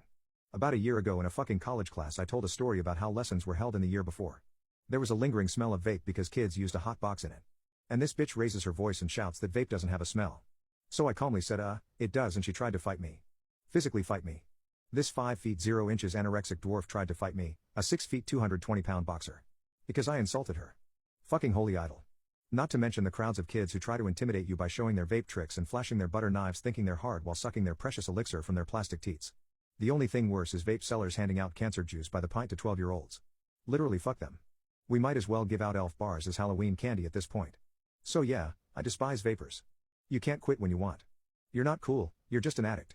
Would I be the a-hole if I break up with my boyfriend because he thinks it's immoral to cheat on an abusive partner? My boyfriend of 2 years and I got into an argument that started with a musical waitress, which is about a woman who cheats on her abusive husband with her gynecologist. She's also pregnant. The husband is physically and financially abusive and won't let her leave him, though she is secretly saving up money to enter a pie baking competition, so she can hopefully use the prize money to leave him and find a better future for herself and her baby. Here's my take. I don't condone cheating, but I think if your partner's hurting you and trying to take all your money then you don't owe them any loyalty. At that point you're more of a prisoner than partner and you don't have to feel bad for cheating. It's better if you don't, because you might be in a lot of danger if your abuser finds out, but I wouldn't shame the cheater. However, in this case the doctor also has a wife, which the main character knows from the beginning but ignores until she meets said wife, at which point she ends the affair. So, I think she's in the wrong for sleeping with a married man. The wife deserves better and has every right to hate both of them, but not wrong for cheating on her husband. My boyfriend is a lot more religious than I am and says that there is never an excuse for cheating. He says adultery is always a sin and if she wanted to have a new relationship she should have waited until she could leave him. He says the husband is wrong for abusing her but she also made vows to be faithful to him and two wrongs don't make a right. He says he doesn't know if he could remain friends with someone who cheated on her husband, even if he was abusive. Personally I think this take is crazy and I find his rigid definition of sin and immorality alarming. He says I don't understand because I'm not religious. I said I don't think religion validates not having empathy for a victim and recognizing that the relationship dynamic changes once abuse starts. I also think the idea of cutting off a friend for cheating on her abuser is horrific. He says it shouldn't matter because neither of us plan on abusing or cheating on the other and he doesn't want to keep going back and forth about it. But I can't stop thinking about it and the longer I think the more disturbing I find it. He's never been cheated on or abused so it's not like some traumatic psychological thing. He just can't wrap his mind around cheating being okay in any circumstance. My daughter is refusing to talk to me after I found out she has a boyfriend and has been drinking. Daughter's perspective.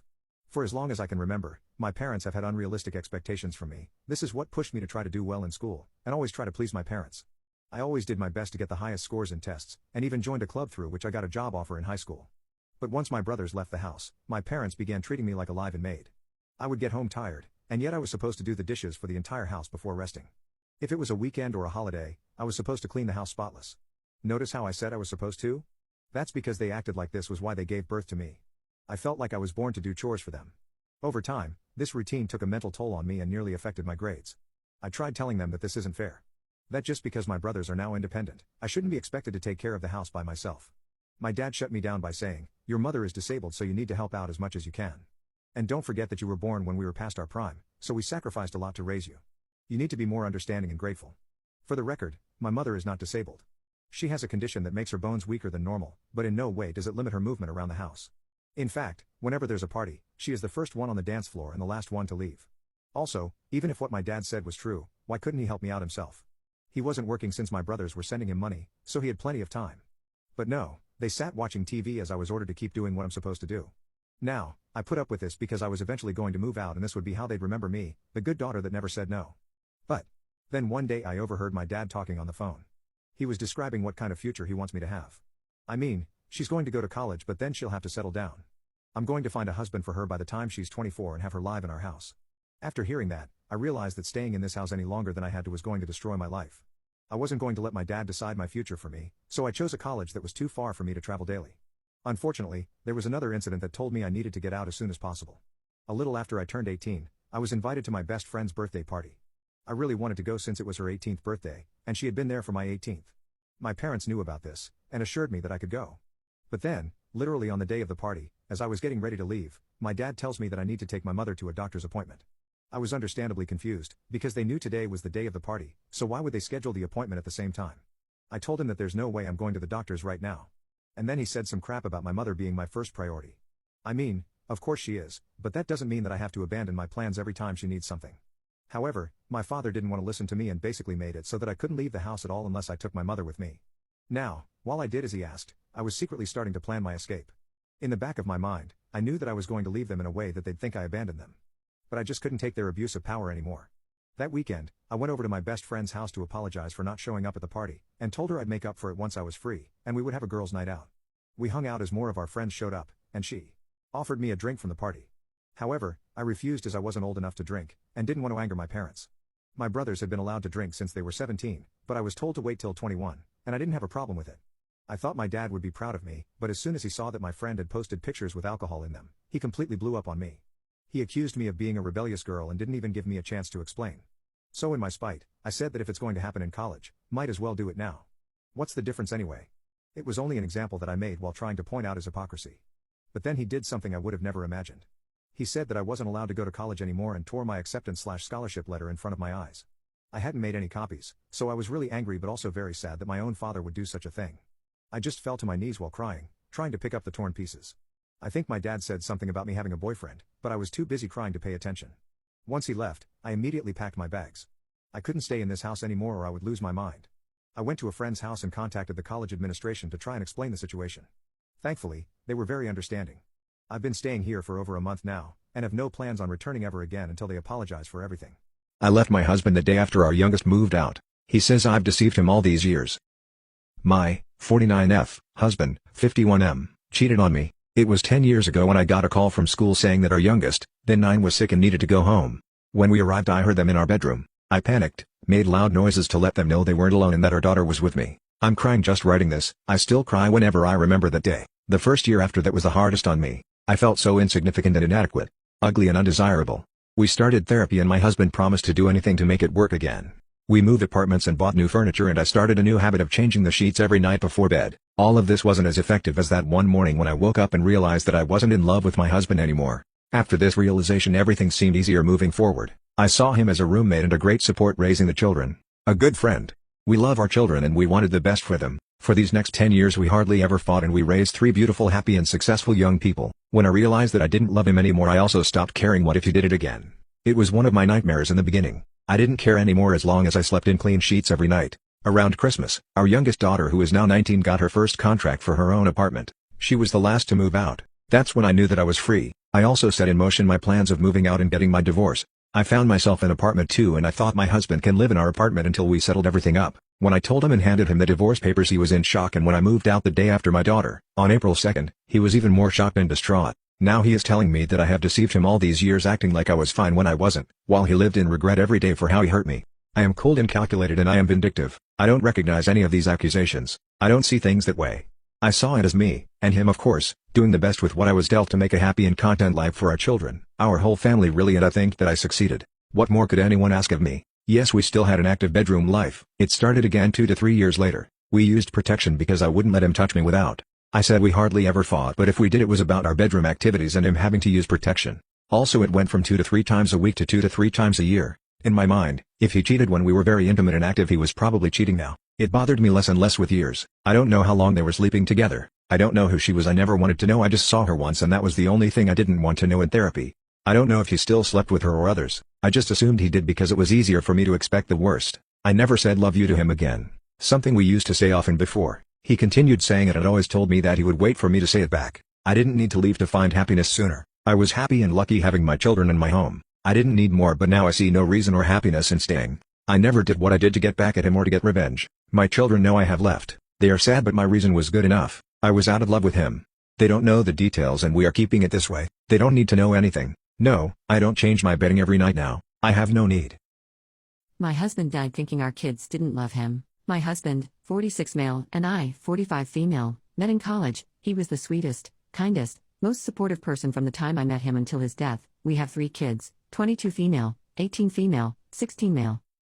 He was diagnosed with stage 4 lung cancer a year and a half ago and succumbed to it 3 weeks ago. Everyone was devastated. Our kids have been struggling a lot, and I'm barely hanging on myself. He was the glue that held everyone together and my rock for over 20 years. Our oldest daughter is especially having a hard time. She's expressed guilt and regret over not spending as much one-on-one time with him, and it's been hitting her hard.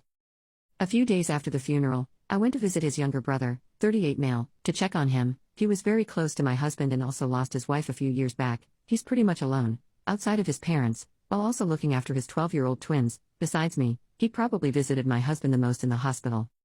This is where things get devastating. My brother-in-law confessed that one day while visiting, more towards the end of his life, my husband expressed that he felt like his kids didn't love him and would have an easy time getting over his death. He said he was actually happy that it was him dying and not me, because if it were me, then it would be 4 people mourning. He felt that with himself dying, they'd be sad for a bit but get over it and would be there to help me grieve. This absolutely killed me. I wish he could see how much his children miss him. I can't even imagine being in his position and feeling like your kids don't care. I cried heavily when my brother-in-law told me that.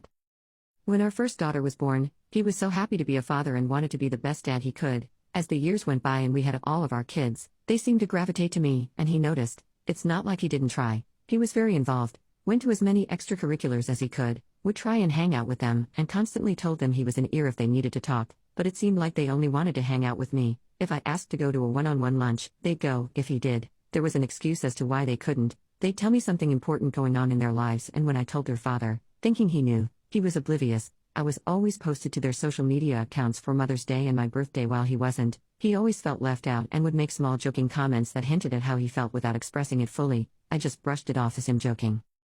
I'm even more distraught now. I feel so much sorrow for him feeling that way. I'm also starting to wonder if I demanded their attention and took any away from him. It's weighing on me heavily and I have no idea how to even move forward, especially since my oldest daughter actually expressed regretting not spending more one-on-one time with him. It's been hitting her hard and she's been staying with me since his passing. She's been a wreck, just like me, and has said, I hope he knew how much I loved him. It kills me to know that he didn't know. I hate everything. What is the most beautiful thing ever written? Sullivan Ballou, a successful attorney and volunteer in the Union Army, writing to his wife before the first Battle of Bull Run. My very dear Sarah, the indications are very strong that we shall move in a few days, perhaps tomorrow. Lest I should not be able to write again, I feel impelled to write a few lines that may fall under your eye when I shall be no more. I have no misgivings about, or lack of confidence in the cause in which I am engaged, and my courage does not halt or falter. I know how strongly American civilization now leans on the triumph of the government and how great a debt we owe to those who went before us through the blood and sufferings of the Revolution. And I am willing, perfectly willing, to lay down all my joys in this life, to help maintain this government, and to pay that debt. Sarah, my love for you is deathless. It seems to bind me with mighty cables that nothing but omnipotence could break, and yet my love of country comes over me like a strong wind and bears me irresistibly on with all these chains to the battlefield. The memories of the blissful moments I have spent with you come creeping over me, and I feel most gratified to God and to you that I have enjoyed them for so long. And hard it is for me to give them up and burn to ashes the hopes of future years, when, God willing, we might still have lived and loved together, and seen our sons grown up to honorable manhood, around us. I know, but few and small claims upon divine providence, but something whispers to me, perhaps it is the wafted prayer of my little Edgar, that I shall return to my loved ones unharmed. If I do not, my dear Sarah, never forget how much I love you, and when my last breath escapes me on the battlefield, it will whisper your name. Forgive my many faults and the many pains I have caused you. How thoughtless and foolish I have oftentimes been. How gladly would I wash out with my tears every little spot upon your happiness. But, oh Sarah, if the dead can come back to this earth and flit unseen around those they loved, I shall always be near you, in the gladdest days and in the darkest nights, always, always, and if there be a soft breeze upon your cheek, it shall be my breath, as the cool air fans your throbbing temple, it shall be my spirit passing by.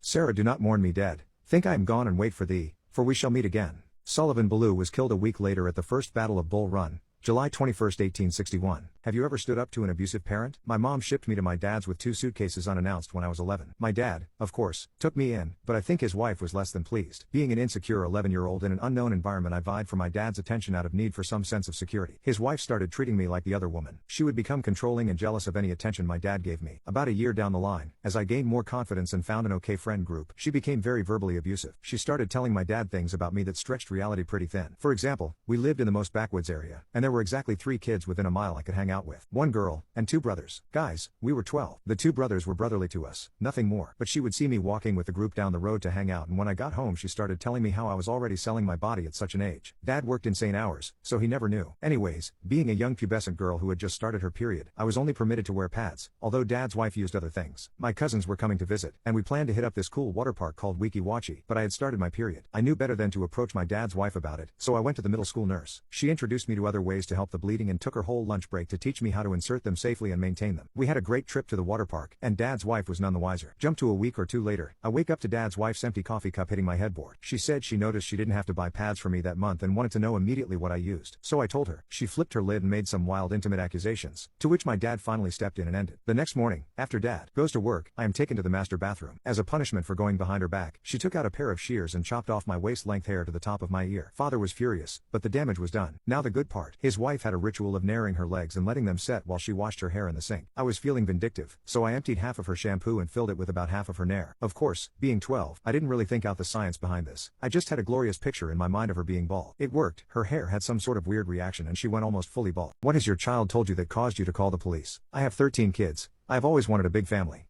I adopted one from China. She is deaf and the sweetest 5-year-old ever. We adopted her when she was 3.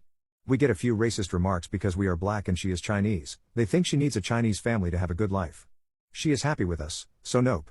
She can't talk because she is completely deaf and no hearing aids or a cochlear implant will help. She will be deaf forever, unless there is something invented in the future that helps. She is able to say mama because she reads our lips and tries to copy the shape our lips make and make sound. That's the only word she can say. She came home from school one day. Since she can read lips really good, she is in a hearing school, but in a special class for deaf people or hard of hearing people. She told her siblings, who then told us that her teacher told her she was sick in sign language, because she is from China. In sign language, you can't name a virus unless you fingerspell it. My daughter is only 5, so it's hard for her to put words together by spelling it out. Her teacher was telling her that she brought COVID into this world and that she was sick with it because it started out in China. She was only 2 when COVID started. She didn't even fully understand about COVID. The teacher believed every Chinese person had COVID, no matter how old or young. Since my daughter had COVID, she wasn't allowed to go to lunch that day and eat, she wasn't allowed to learn with the class, and she wasn't allowed to go outside and play. When they were learning, she was sitting in a chair far away with a mask on. I didn't call the police, but I called the school and got her fired, and she might be going to court for a hate crime. Mother breaks down at dinner and confesses the horrifying truth of the missing bear. This is a confession to me from my mother. So, many years ago I was sitting round the dinner table with my mom and she broke down in hysterical laughter, tears and all, and told me she had something to tell me. She couldn't live with a lie anymore. When I was a little girl I used to have a child-sized bear, originally named Big Bear, who lived under my bed to protect me from monsters, etc. I loved this bear. He was my protector and my best friend. My mom, however, hated this bear. In her mind he was one of those cheap bears you can win at the fairground stuffed full of straw, but to me he was perfect. When I was 8 years old we moved house, and during this move Big Bear went missing. Believed stolen. My parents assured me that they had contacted the police and they were on the case. Eventually time passed and I forgot about Big Bear and life moved on. Coincidentally, at the same time of Big Bear's mysterious disappearances, I was in my school play Teddy Bear's Tea Party and my role was Teddy Bear number 2. My costume was amazing. It was a handmade, full zip-up teddy bear costume, complete with a cute little bonnet with a pink bow. I was the cutest teddy bear in the whole show, confirmed by grandparents. Now you've probably guessed the terrible secret that my mother has carried with her all these years. My amazingly cute teddy bear costume was Big Bear. She had unalived him, pulled out his insides, and cut off his head. She then cut off his face, attached a bow to his head and made me wear his cold, soft, very cute and fluffy teddy bear skin.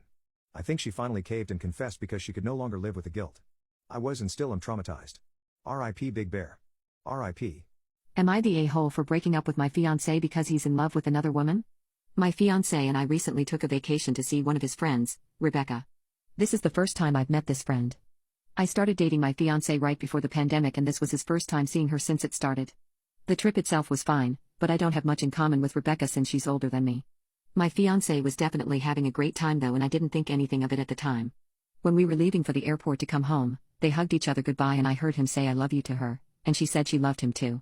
I've never heard him say I love you to any of his other friends. I was pretty upset on the way home and didn't talk much.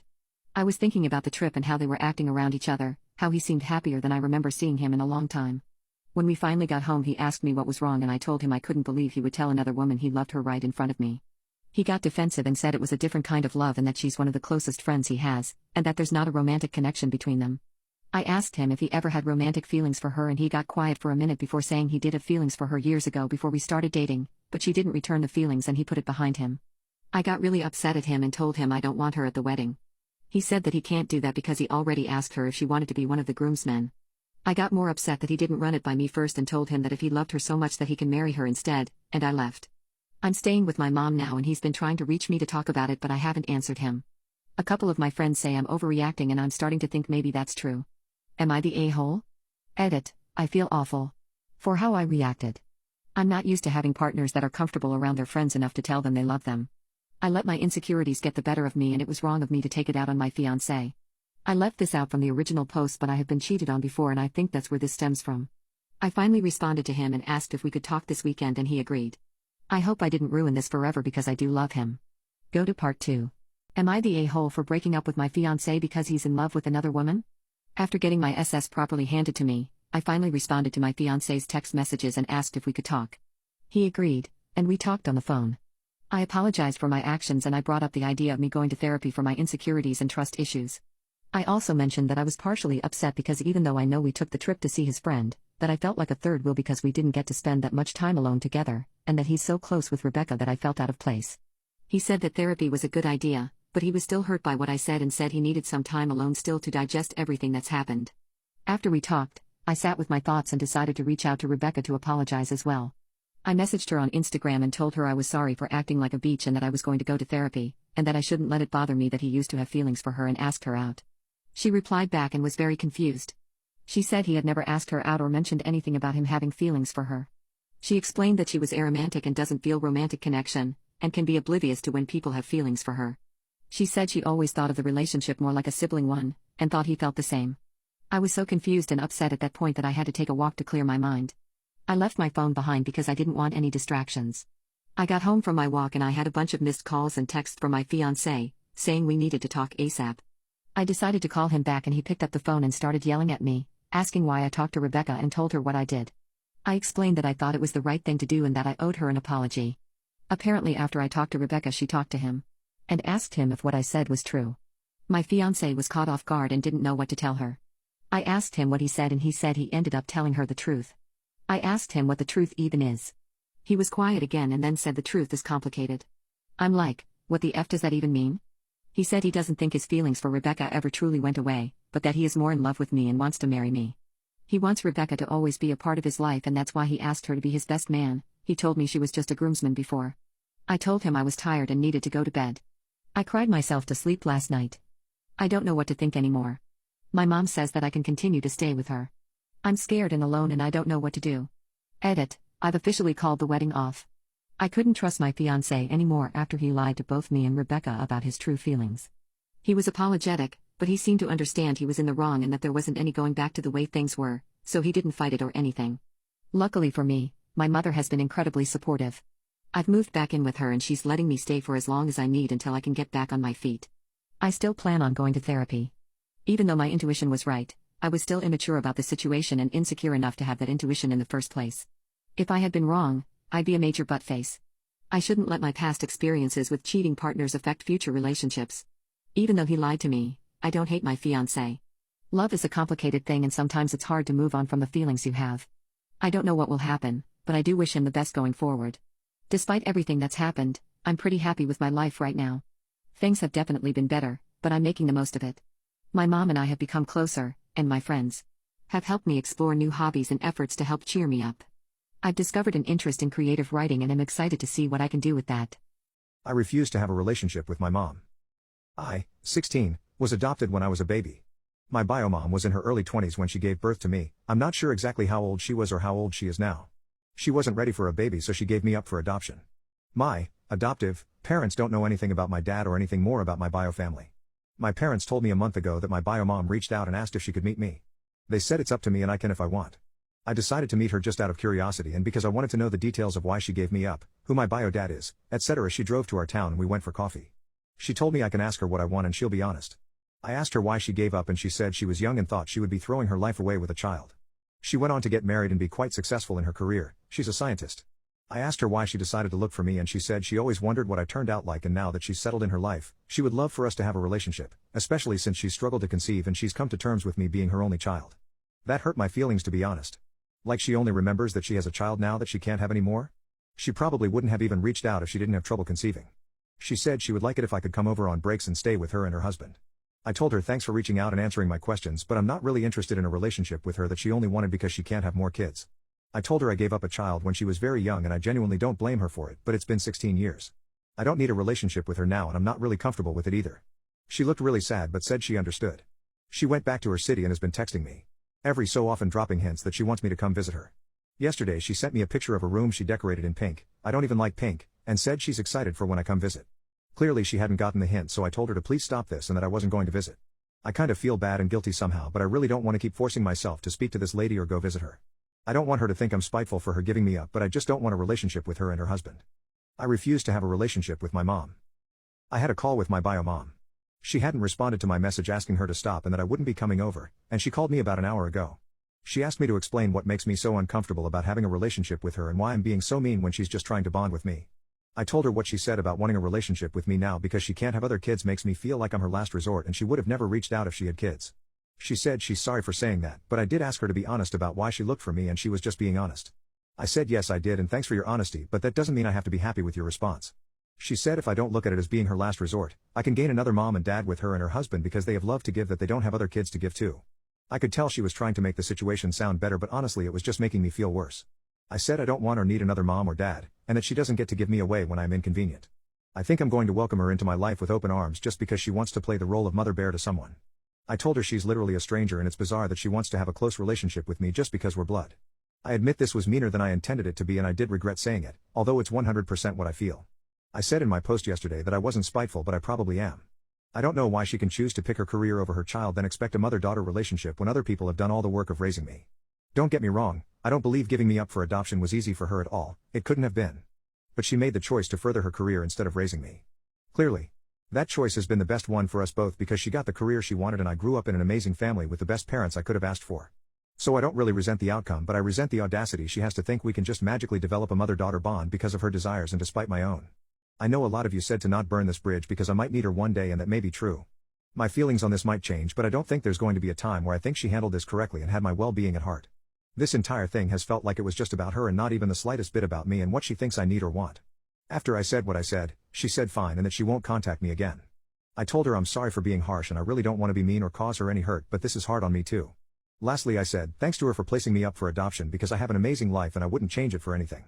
So that's it and that bridge may be burnt, my bad lol.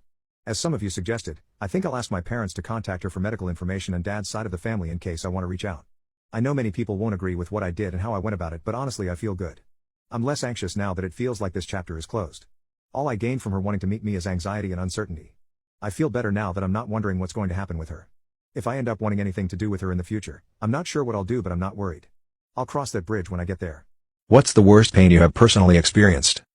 A long-term constipation that finally decided it was time to go. You know those stomach cramps you get when you have bowel stomach problems? Okay, so, kick the pain up by about 4x and make it last an entire day. For most of the day nothing came out and I barely felt anything move. I tried laying down, chugging water, exercising etc. basically everything you're supposed to do short of laxatives to help initiate a bowel movement. Just this constant pain that would randomly get really sharp like I was getting stabbed for a minute at a time and make me feel like I needed to throw up.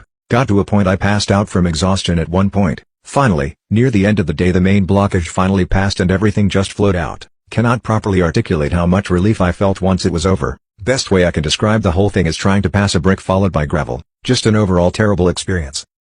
I called my insecure daughter average looking and now she is cold and distant. I thought it was the right thing to do at the time. So I have a very insecure 14-year-old daughter who has a depressingly unhealthy obsession with her looks. She often avoids mirrors and pictures because her mood instantly drains when she sees herself. She refuses to get in any family photos because she hates how she looks. She constantly asks her father and me if we think she's pretty and we always tell her the same thing, that she's a beautiful girl inside and that's all that matters. I tell her that she is very pretty to me, but also try emphasizing to her that there is more to life than exterior beauty. One important detail to note is that my daughter's vanity is not only becoming exhausting to those around her, but I fear it's causing her to slowly lose herself. I know that one day she will deeply regretting not getting in family pictures or having been recorded in her teenage years, as she'll want to look back on memories, and only then will she realize how immature she was. So yesterday, I decided to sit her down to chat with her about this, to discuss what's bothering her, and to see if she's willing to visit a therapist about her insecurities. She told me she didn't want to talk about it, but as her mother of course, I'm going to be worried about her, so I insisted until she gave in. She finally agreed. A few minutes into this conversation, she asked exactly this: "Mom, I want you to be completely honest with me. That means no sugarcoating. The kids at my school think I'm ugly and say I look like Squidward because I have a big nose. Do you really think I'm beautiful, or are you just lying?" I'm an honest person, so I gave her the most honest answer I had. I told her she was bang average looking, like most people in the world are, and that it's not a bad thing to have an average appearance. She immediately got up and left without saying a word and just went into her room for the rest of the night. Today, she has been cold and distant, and I think I upset her, which wasn't my intention. My parents neglected me and told me I was a burden my entire life.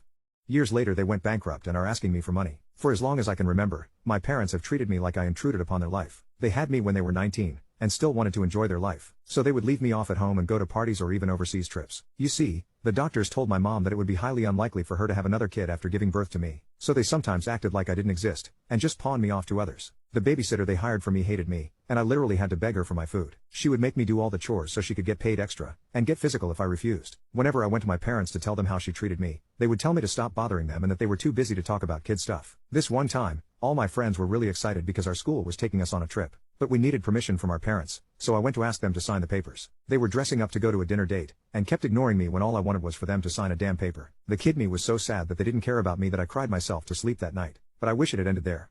When I was 8, my mom became pregnant and the doctors called it a miracle. And to my surprise, my parents spoiled their second son like they had never spoiled me. They bought new clothes for him every month, went to all his school events and always canceled their plans if he was sick. The thing is, they still treated me like I wasn't even their son. They still never celebrated my birthday and instead used that time to once again go on couples-only dates. But when it was my brother's turn, they would throw a huge party in the most expensive restaurant in town. I actually got fed up one day and just decided to ask them why they treated us so differently, and did they not love me? Their response still haunts me till this day. "You were a burden, but he is a miracle that we will be forever thankful for." Realized then that I would never get anything from them, and began working for my own stuff. I got a job in high school and saved up enough money to move out at 18. They didn't even react when I told them I wasn't going to live in their house anymore, and my brother was just happy to have all their love to himself. I still loved them in my head, and wanted them to at least say goodbye, but they didn't even do that. I had to wait 2 years to enter college because I didn't get a 100% scholarship, and had to save up money to pay my own tuition. My mother would sometimes call to ask me how I was doing, but would always end up just telling me about her problems instead of helping me. When I did eventually enter college, I decided to completely cut them off. It did wonders for my mental health and I met my wonderful wife in one of my classes. She was like the light in the dark for me, and I told her about how my parents had treated me. So she helped me get over my trauma, and in doing so, I fell in love with her. The stupid me ended up asking her to marry me after just 5 months of dating, but surprisingly, she didn't say no.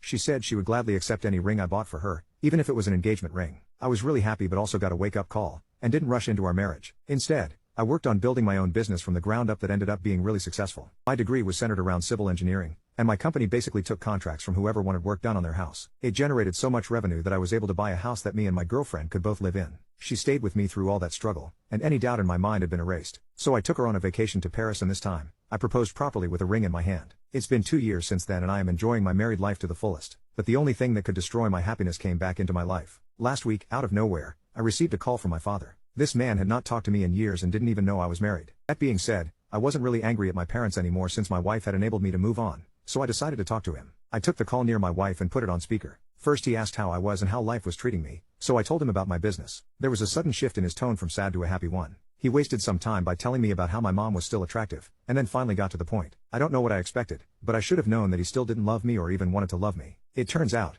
He had recently been fired from his job and had no savings whatsoever. My parents had literally declared bankruptcy to get out of some payments, but the bank was still demanding that they pay their mortgage. Bottom line, they wanted me to send them some money. I couldn't believe their audacity for a second, and had to do a double take. I asked about my brother, because he should have been old enough to earn by now. Well, all their love for him had gone down the drain, because he had dropped out of college and was just living off the allowance they gave him. That revelation was so ridiculous that I actually burst into laughter, and told my dad, "I'm sure you see the irony too. The son that you loved and treated like a king can't help you when you're in trouble. But the son that you neglected and called a burden is now successful, and you're begging him for money. Tell me, if you were in my shoes, would you help your parents?" My mom snatched the phone from him and started calling me ungrateful. She said that they had done their best to raise me, and took care of me while still in college even though they could have easily abandoned me for adoption. In her opinion, I had an obligation to help them and pay them back for everything they did for me. At this point, my wife also started laughing, so my mom went completely ballistic, and began yelling at us for being a bunch of entitled kids. So I told her that the only thing she is going to get from me is a signed paper stating that I am no longer their child, and hung up. When did you first realize you were pro-choice or pro-life?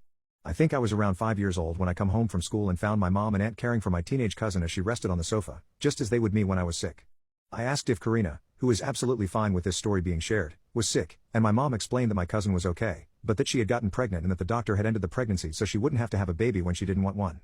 That sounded absolutely reasonable to me, especially as I had already witnessed another woman in our commune give birth a few months earlier.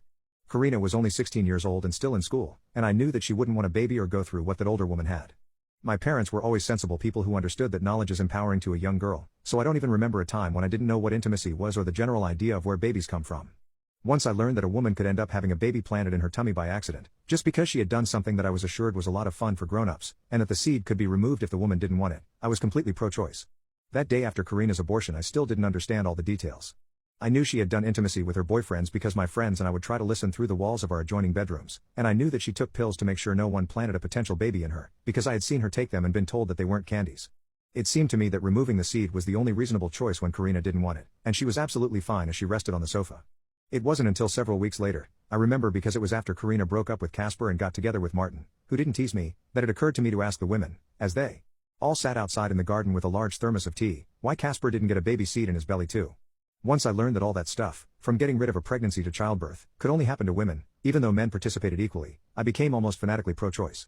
We didn't call it that, of course, because it was the only position on the topic that I could even conceive of, but it just didn't sound right that all the hard stuff would happen to women. The fact that abortion was a possibility seemed like the one bright spot in it all, even after the women reminded me that a wanted pregnancy could make a woman very, very happy. I am still pro-choice because it seems idiotic that women like Karina, and me, should be forced to remain pregnant and give birth just because some people think that a person's seed is more important than an actual woman. Have you ever made a mistake that has haunted you for the rest of your life? Yes. It was November 19, 2001.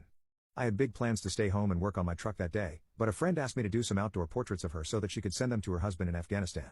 I didn't really want to do that, but she was a friend. I was a former professional photographer before deciding to go back to school, and since her new husband had just been deployed right after 9/11, it seemed like the right thing to do. We were hiking on a rim trail that skirted the south side of Rocky Canyon outside of Boise, Idaho, when a section of the trail collapsed and slid over the edge, taking me with it. I fell about 100 feet, bounced off a ledge, then fell another 150 feet or so and landed flat on my butt in a dry creek bed at the bottom of the canyon, breaking my back in 7 places along with 4 ribs. That day absolutely destroyed my life. I was in my early 20s, an honor student at Boise State, and had just achieved my lifelong dream of living out west. That morning I was happy and had my whole life ahead of me. By that afternoon it was all stripped away. Now I require a wheelchair to get around. I am constantly in serious nerve pain, lonely, and miserable, and I haven't left my house for anything other than to see a doctor since 2014 because of how incredibly painful it is to be up and about for more than a few minutes at a time. I wish to God that I had just told her no and stayed home to work on my truck that day. What's something that will mess you up for life if you experience it just once? Last month I found my 18-month-old daughter unconscious and not breathing after she got tangled up in a washing basket. I did CPR for 8 minutes until the ambulance arrived. She was dead in my arms, but I managed to get her just breathing again with CPR. She was in a coma for 2 days in intensive care, but she survived. I know what it is because I felt it for those 2 days. It was horrible, toxic and corrosive for my soul and mental health. 3 things that have helped me post-incident. Firstly, I did everything I could to help my loved ones despite the horrific situation. Keep telling yourself that no matter what, you can't stop bad things from happening. You can't stop freak accidents. You can't control when a heart valve will stop working. But you can control how you react when these incidents do happen. My CPR was heroic. Keep telling yourself that you did everything you could to help in the uncontrollable circumstances. It is very protective against PTSD in the long term if you frame it this way. You really did do everything you could to help. Secondly, no what ifs. They don't change anything. You can spend a lifetime in vain trying to bargain or imagine alternative histories or timelines, but they will never come to pass. What happened happened and no amount of rumination will change that, so don't even start. No what ifs, no if onlys, They only steal joy and time from the present. No one can predict what will happen in life, and when it will all end. But you can control how you choose to view life's events, and choose to frame the brief flash of time we all have here together in the universe. Frame it well. The time you got to spend together will never go away. You get to choose how you live the rest of your life now. Go live your best one, mate. I home-wrecked my ex's relationship. Now I'm pregnant with my hookups baby. My ex-husband and I were married for 10 years, although the last 2 were spent in variations of separation. We've been divorced for roughly a year. We have 3 kids, 10, 8, 5. I'm pregnant with our 4th baby. I don't know if we'll actually be parents to 4 kids or not. I'm so conflicted. We are so conflicted. There was no abuse or cheating in our marriage, although he did sleep with somebody else during our separation. There are a variety of other reasons why we ultimately got divorced. After the initial feelings of failure and heartache, and there was an immense amount of heartache on my end despite being the one who filed for divorce, we were able to get along pretty well. It became platonic so quickly, and it's like when we removed the romantic and married relationship from the equation, things got so much better. We split time with our kids 50-50. That's really hard for me because being a mom is such a huge part of my identity that I still sometimes struggle to know what to do with myself during my time with the kids. Ultimately, I'm happy that he's a loving, involved father, and I'm glad that they do spend half their time with him, even if I still sometimes cry over not being with them all the time. We still do things together as a family sometimes. We sit together at our kids' activities, things like that. He has a girlfriend now. She seems nice. He let her not long after our divorce was finalized. It hurt. I cried way too much over it. He waited over 6 months to introduce her to our kids, which I was thankful for. My kids like her. Our youngest child was unexpectedly admitted to the hospital not long ago. He had surgery. In the grand scheme of things, it was a pretty minor surgery and he's absolutely fine now, but this is my baby and he had to spend multiple nights in the hospital, so this was a big deal for me. My ex-husband was there the entire time, being a great dad, being a supportive partner to me as I worried over every little thing. We spent all those nights in the hospital together and I remembered why I married him. He was always able to be the strong, level-headed rock for me. He was the safe person who I knew would take care of everything and protect me. When we were in the hospital, he told me that I'm the most important woman in his life, still. When our son was discharged, my ex-husband came back to my house. My baby was home safe. Our other 2 children were excited to be home after staying with my husband's sister for several nights. We were all together at home like a family again. That night after our kids were in bed, we had intimacy. I hadn't been hoping for it or planning it. It was just like as soon as the kids were tucked away on their rooms, we were having this intensely passionate, needy, amazing intimacy that we shouldn't have been having. We went to sleep in my bed and at some point in the middle of the night we had intimacy again. The next morning we both decided our emotions with the whole situation with our son just got the better of us. We said we didn't regret sleeping together, but that's all it was, and we were just going to go back to our normal divorced lives. We wouldn't make it awkward, just move on. Then I found out I was pregnant. We didn't use a latex. I don't even have latexes in my house anymore. I'm not on birth control. I haven't been since we divorced. I haven't needed it since I haven't had the time or interest to start dating again. I really wanted to be single for a while. I know I was ovulating when we slept together, which was probably a contributing subconscious factor as to why it happened. My body sees him being a good dad to our kids and it wants another. My cycle is like clockwork and we've always conceived on the first try every time we've tried to get pregnant. Our first kid was not even a try. It was a 2 weeks before your wedding you find out you're pregnant and spend your honeymoon with morning sickness surprise. So now I'm about 8 weeks pregnant. I've known for about a week. I just told him this past weekend. I didn't know if I would tell him at all. I realize now that I only told him in hopes that he'd tell me what to do and figure the situation out for me. Only he didn't. I know it makes no sense to have a baby with somebody I chose to divorce. I don't need a 4th child. Why can't I let go of this though? My girlfriend wants me to have a threesome with her best friend, so recently my girlfriend went to the Beyoncé concert. Unfortunately, she pre-gamed a little too hard and ended up missing the show because she was too hungover. I took her home early that night. While she was out drinking with her friends pre-gaming, she texted me out of the blue saying her best friend, single, wanted to have a threesome with us. For context, her best friend was one of her college roommates and teammates. She is the one friend she trusts the most in her life. I immediately responded with disbelief, as I thought it was a poop test. My girlfriend and I don't like to share and can be very jealous or protective of attention from others. We've talked about a threesome before, only one in which the focus would be more so between her and the girl while I watch or participate with my girlfriend only. It was a casual conversation at the time. Nothing was planned or set in stone. My girlfriend responded that it was an option, and that her best friend would only be into kissing her though. She previously revealed to me she experimented with a girl, so I had asked her if that was her best friend she experimented with, but the answer was unclear because she was intoxicated. Later that night I had asked her best friend if that was true and she said she never brought it up that particular night and that if my girlfriend said it, it was definitely her idea. Oddly enough, in the morning I told my girlfriend, sober, what she said last night, and she confirmed it was an option but didn't really continue the conversation. Her best friend did approach the conversation later that morning again, jokingly saying that they both talked about having one during their college days and that my girlfriend originally came up with the idea. I can't tell if they're being serious or this is a massive poop test, but it does have me curious.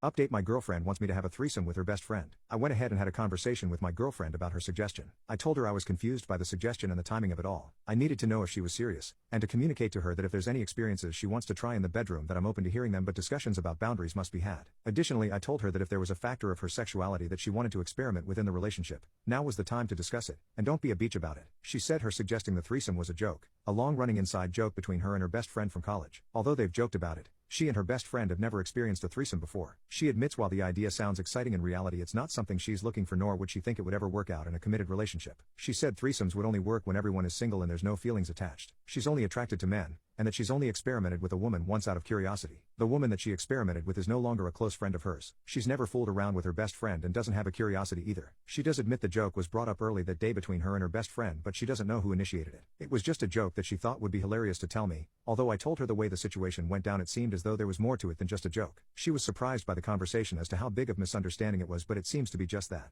I discovered that my husband and his best friend have been having an affair since before we got married, and I can't stop smiling. Last week, I stumbled upon a hidden social media account filled with pictures of my husband and his best friend. My heart sank as I scrolled through all the selfies, candids, and embarrassing drunk pictures. All of which were heavily captioned with inside jokes and flirty pet names. I felt like my whole world was ending. My husband is my best friend. He's the first person I want to talk to in the morning and the last person I want to see before bed. And these pictures clearly showed that he had a different best friend. The kind you kiss on the mouth and think about when you jerk off. It was heart-wrenching. Hours passed as I poured through this account, feeling more sick every minute that went by until eventually stumbling across a picture of my husband's dick, which was conveniently nestled between some hairy man-ass cheeks. You know that saying about how when you find one cock pic, there's bound to be more? Yeah, it's fucking true. So there I sat in our bedroom looking at pictures of my husband getting fucked by his best friend on our anniversary vacation in Hawaii, tears streaming down my face when he walks in, sees what's on my phone and mutters shit. At first he tries to lie but then just starts crying, telling me how sorry he is, how this isn't what he wants and how much he loves me, all while trying to cover his dick pic with his hand to no avail. I just kinda sat there in shock for a bit before snapping out of it long enough to tell him I wanted him gone by the time I got back from work in the morning. I haven't spoken to him since then, not even sure where he is staying, but we've got a joint bank account and I can see he took out like $10,000 in cash, so I'm sure he's having the time of his life right now. Whatever, at least it's done. I'm now in the process of figuring out my next steps. Our divorce attorney, who is a friend of my dad's, has called and we've set up a meeting for next week, so not a lot has happened on that front. His parents completely understand why I kicked him out and have kinda been giving me space, but mine have been way more involved. My mom came over and changed the locks on our house while my dad helped me pack up his stuff and move it to a storage unit. My friends have been amazing too. I told my best friend Lisa what happened as well as showed her some of the pictures, and she just kept saying how much of an idiot he was before we both started crying.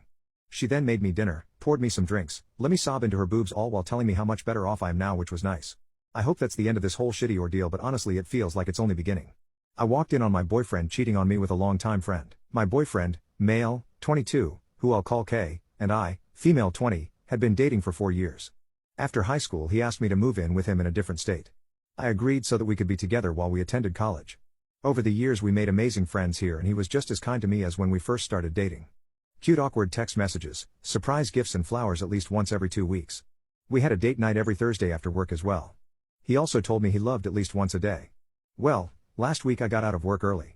I was in a good mood because Kay had sent flowers to my workplace and ordered me Chinese for lunch, because I had mentioned that I had a taste for it the night before.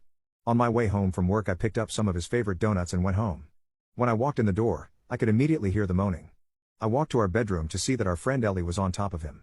My heart dropped. They'd known each other for 10 years but they were never close, or so I thought. They didn't notice me until I dropped the donuts. They quickly covered themselves up and Kay got up to try and explain the situation to me, but I wasn't hearing any of it. I packed a bag and left to my friend's house. I spent a week at my friend's house wondering if I wasn't satisfying him enough and what I did wrong. Both Kay and Ellie bombarded me with messages trying to explain themselves. Kay told me that it just happened. He said this really was the first time and it wasn't planned at all. That I should know this isn't the real him. He explained that she came over and that one thing just led to another and it was a mistake he'd do anything to fix. He sent me pictures of an engagement ring as well. Ellie messaged me as well, saying how she never meant to hurt me and that it wasn't supposed to be this way. I decided to call my friend Ian and explain the situation to him.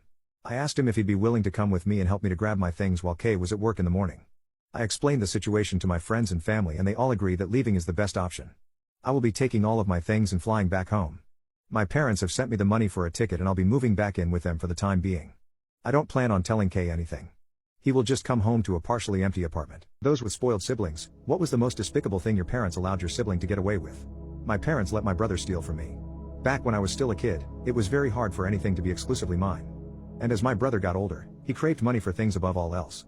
He and I both got allowances. Equal allowances. So that was sorta fair. I say sorta because he didn't have to do chores for his, while I did. But that's in the past now because my brother is now having to do all those chores for nothing. My brother always wanted more money though, whether he spent it or not. He loved having new things.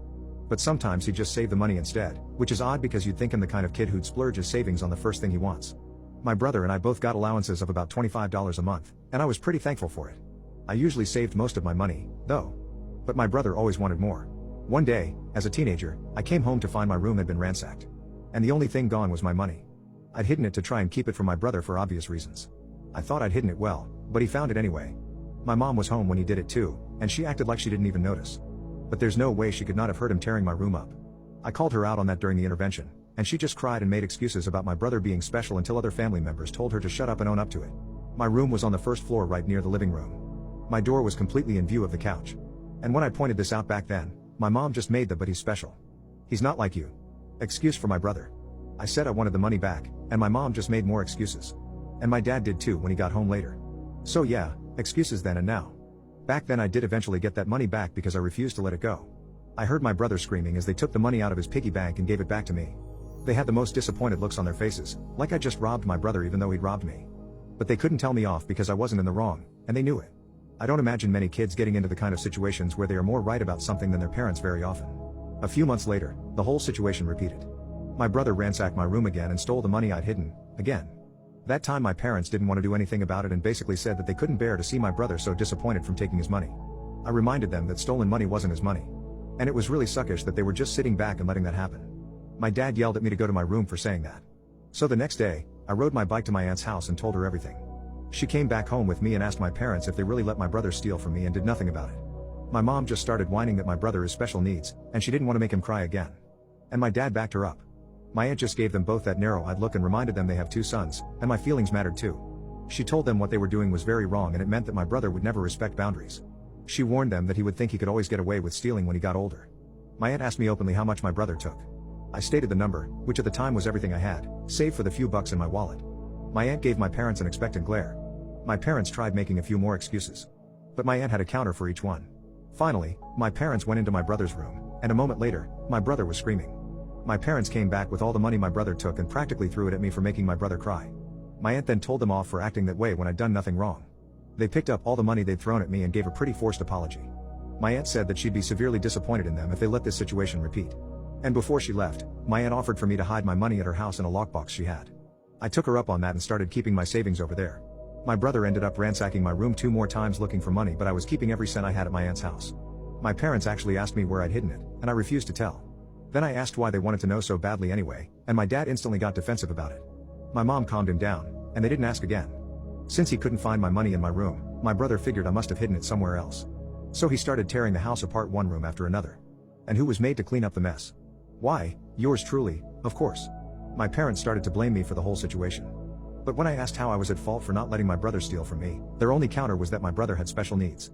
I swear, they used that line with me thousands of times. That was something else I heavily berated my parents for in the family intervention. The final straw came when my brother ransacked our parents' bedroom. My parents had a small suitcase safe that they kept some cash in, and my brother found it. So he locked himself in their room. Then he took the whole safe and started bashing it around on stuff to try and get it open because he couldn't find the keys. By the time my parents were able to get the door open by breaking it open, my brother had destroyed the room. And he never got that safe open. He just sat on the floor clutching it and crying about the money inside it. My dad was so angry that he turned red. And then he actually started yelling at my brother and grounded him, a very rare sight for me to see back then indeed. Then my parents forced my brother to help clean up the mess. After that, my brother never ransacked mine or my parents' rooms looking for money again. But he'd still go rooting around every time he got an idea where my savings might be. So I started acting like I was giving hints by repeatedly going into certain places while he was watching. He ransacked the backyard shed, dug a bunch of holes in the yard and under the back porch, and even ransacked the attic. My parents really hit their breaking point with the attic and grounded my brother again. They never figured out I led him on either. My parents did eventually figure out that I was keeping my money at my aunt's house, and they didn't argue with my reasoning for doing it. But either my brother overheard, or one of them spilled the beans to him because the next time we visited my aunt, my brother tried to hunt for the money. But my aunt yelled at him to stop, and my brother would just sit on the floor and cry. This happened a few times, and my aunt bluntly stated she'd press charges for any damages if my brother ransacked anything, and she also kept a digital camera on hand to record anything if need be. My parents heavily scolded my brother to stop looking for my money. It wasn't his, and he can't have it. Cue more screaming and crying that he wants it like a 3-year-old, even though he was 7 at the time. Then my brother said he didn't want to go to Auntie's house anymore, so my parents visited less. My aunt visited us a lot more than we visited her anyway. I was pretty much able to keep my money away from my brother until after I moved out. He's never managed to steal cash from me again. His classmates at school were another story. He was caught looking through the backpacks of other kids many times. And he was forced to return stolen stuff, and then sent home. There he'd cry to mom and dad, who then tried to have words with the school, who berated them for letting my brother think what he was doing was okay. They had to teach my brother that it's not okay to go through other people's stuff. I actually heard him say, but I wanted what they had a few times. This excuse got used again when my brother stole an envelope with birthday money from a cousin during their birthday party. He tried to stuff it in his shirt and walk out with it later, but the cousin noticed it was missing. I suspected my brother right away and pointed everyone to him. He ended up crying and thrashing when my dad found the envelope hidden in his shirt. We left that party early.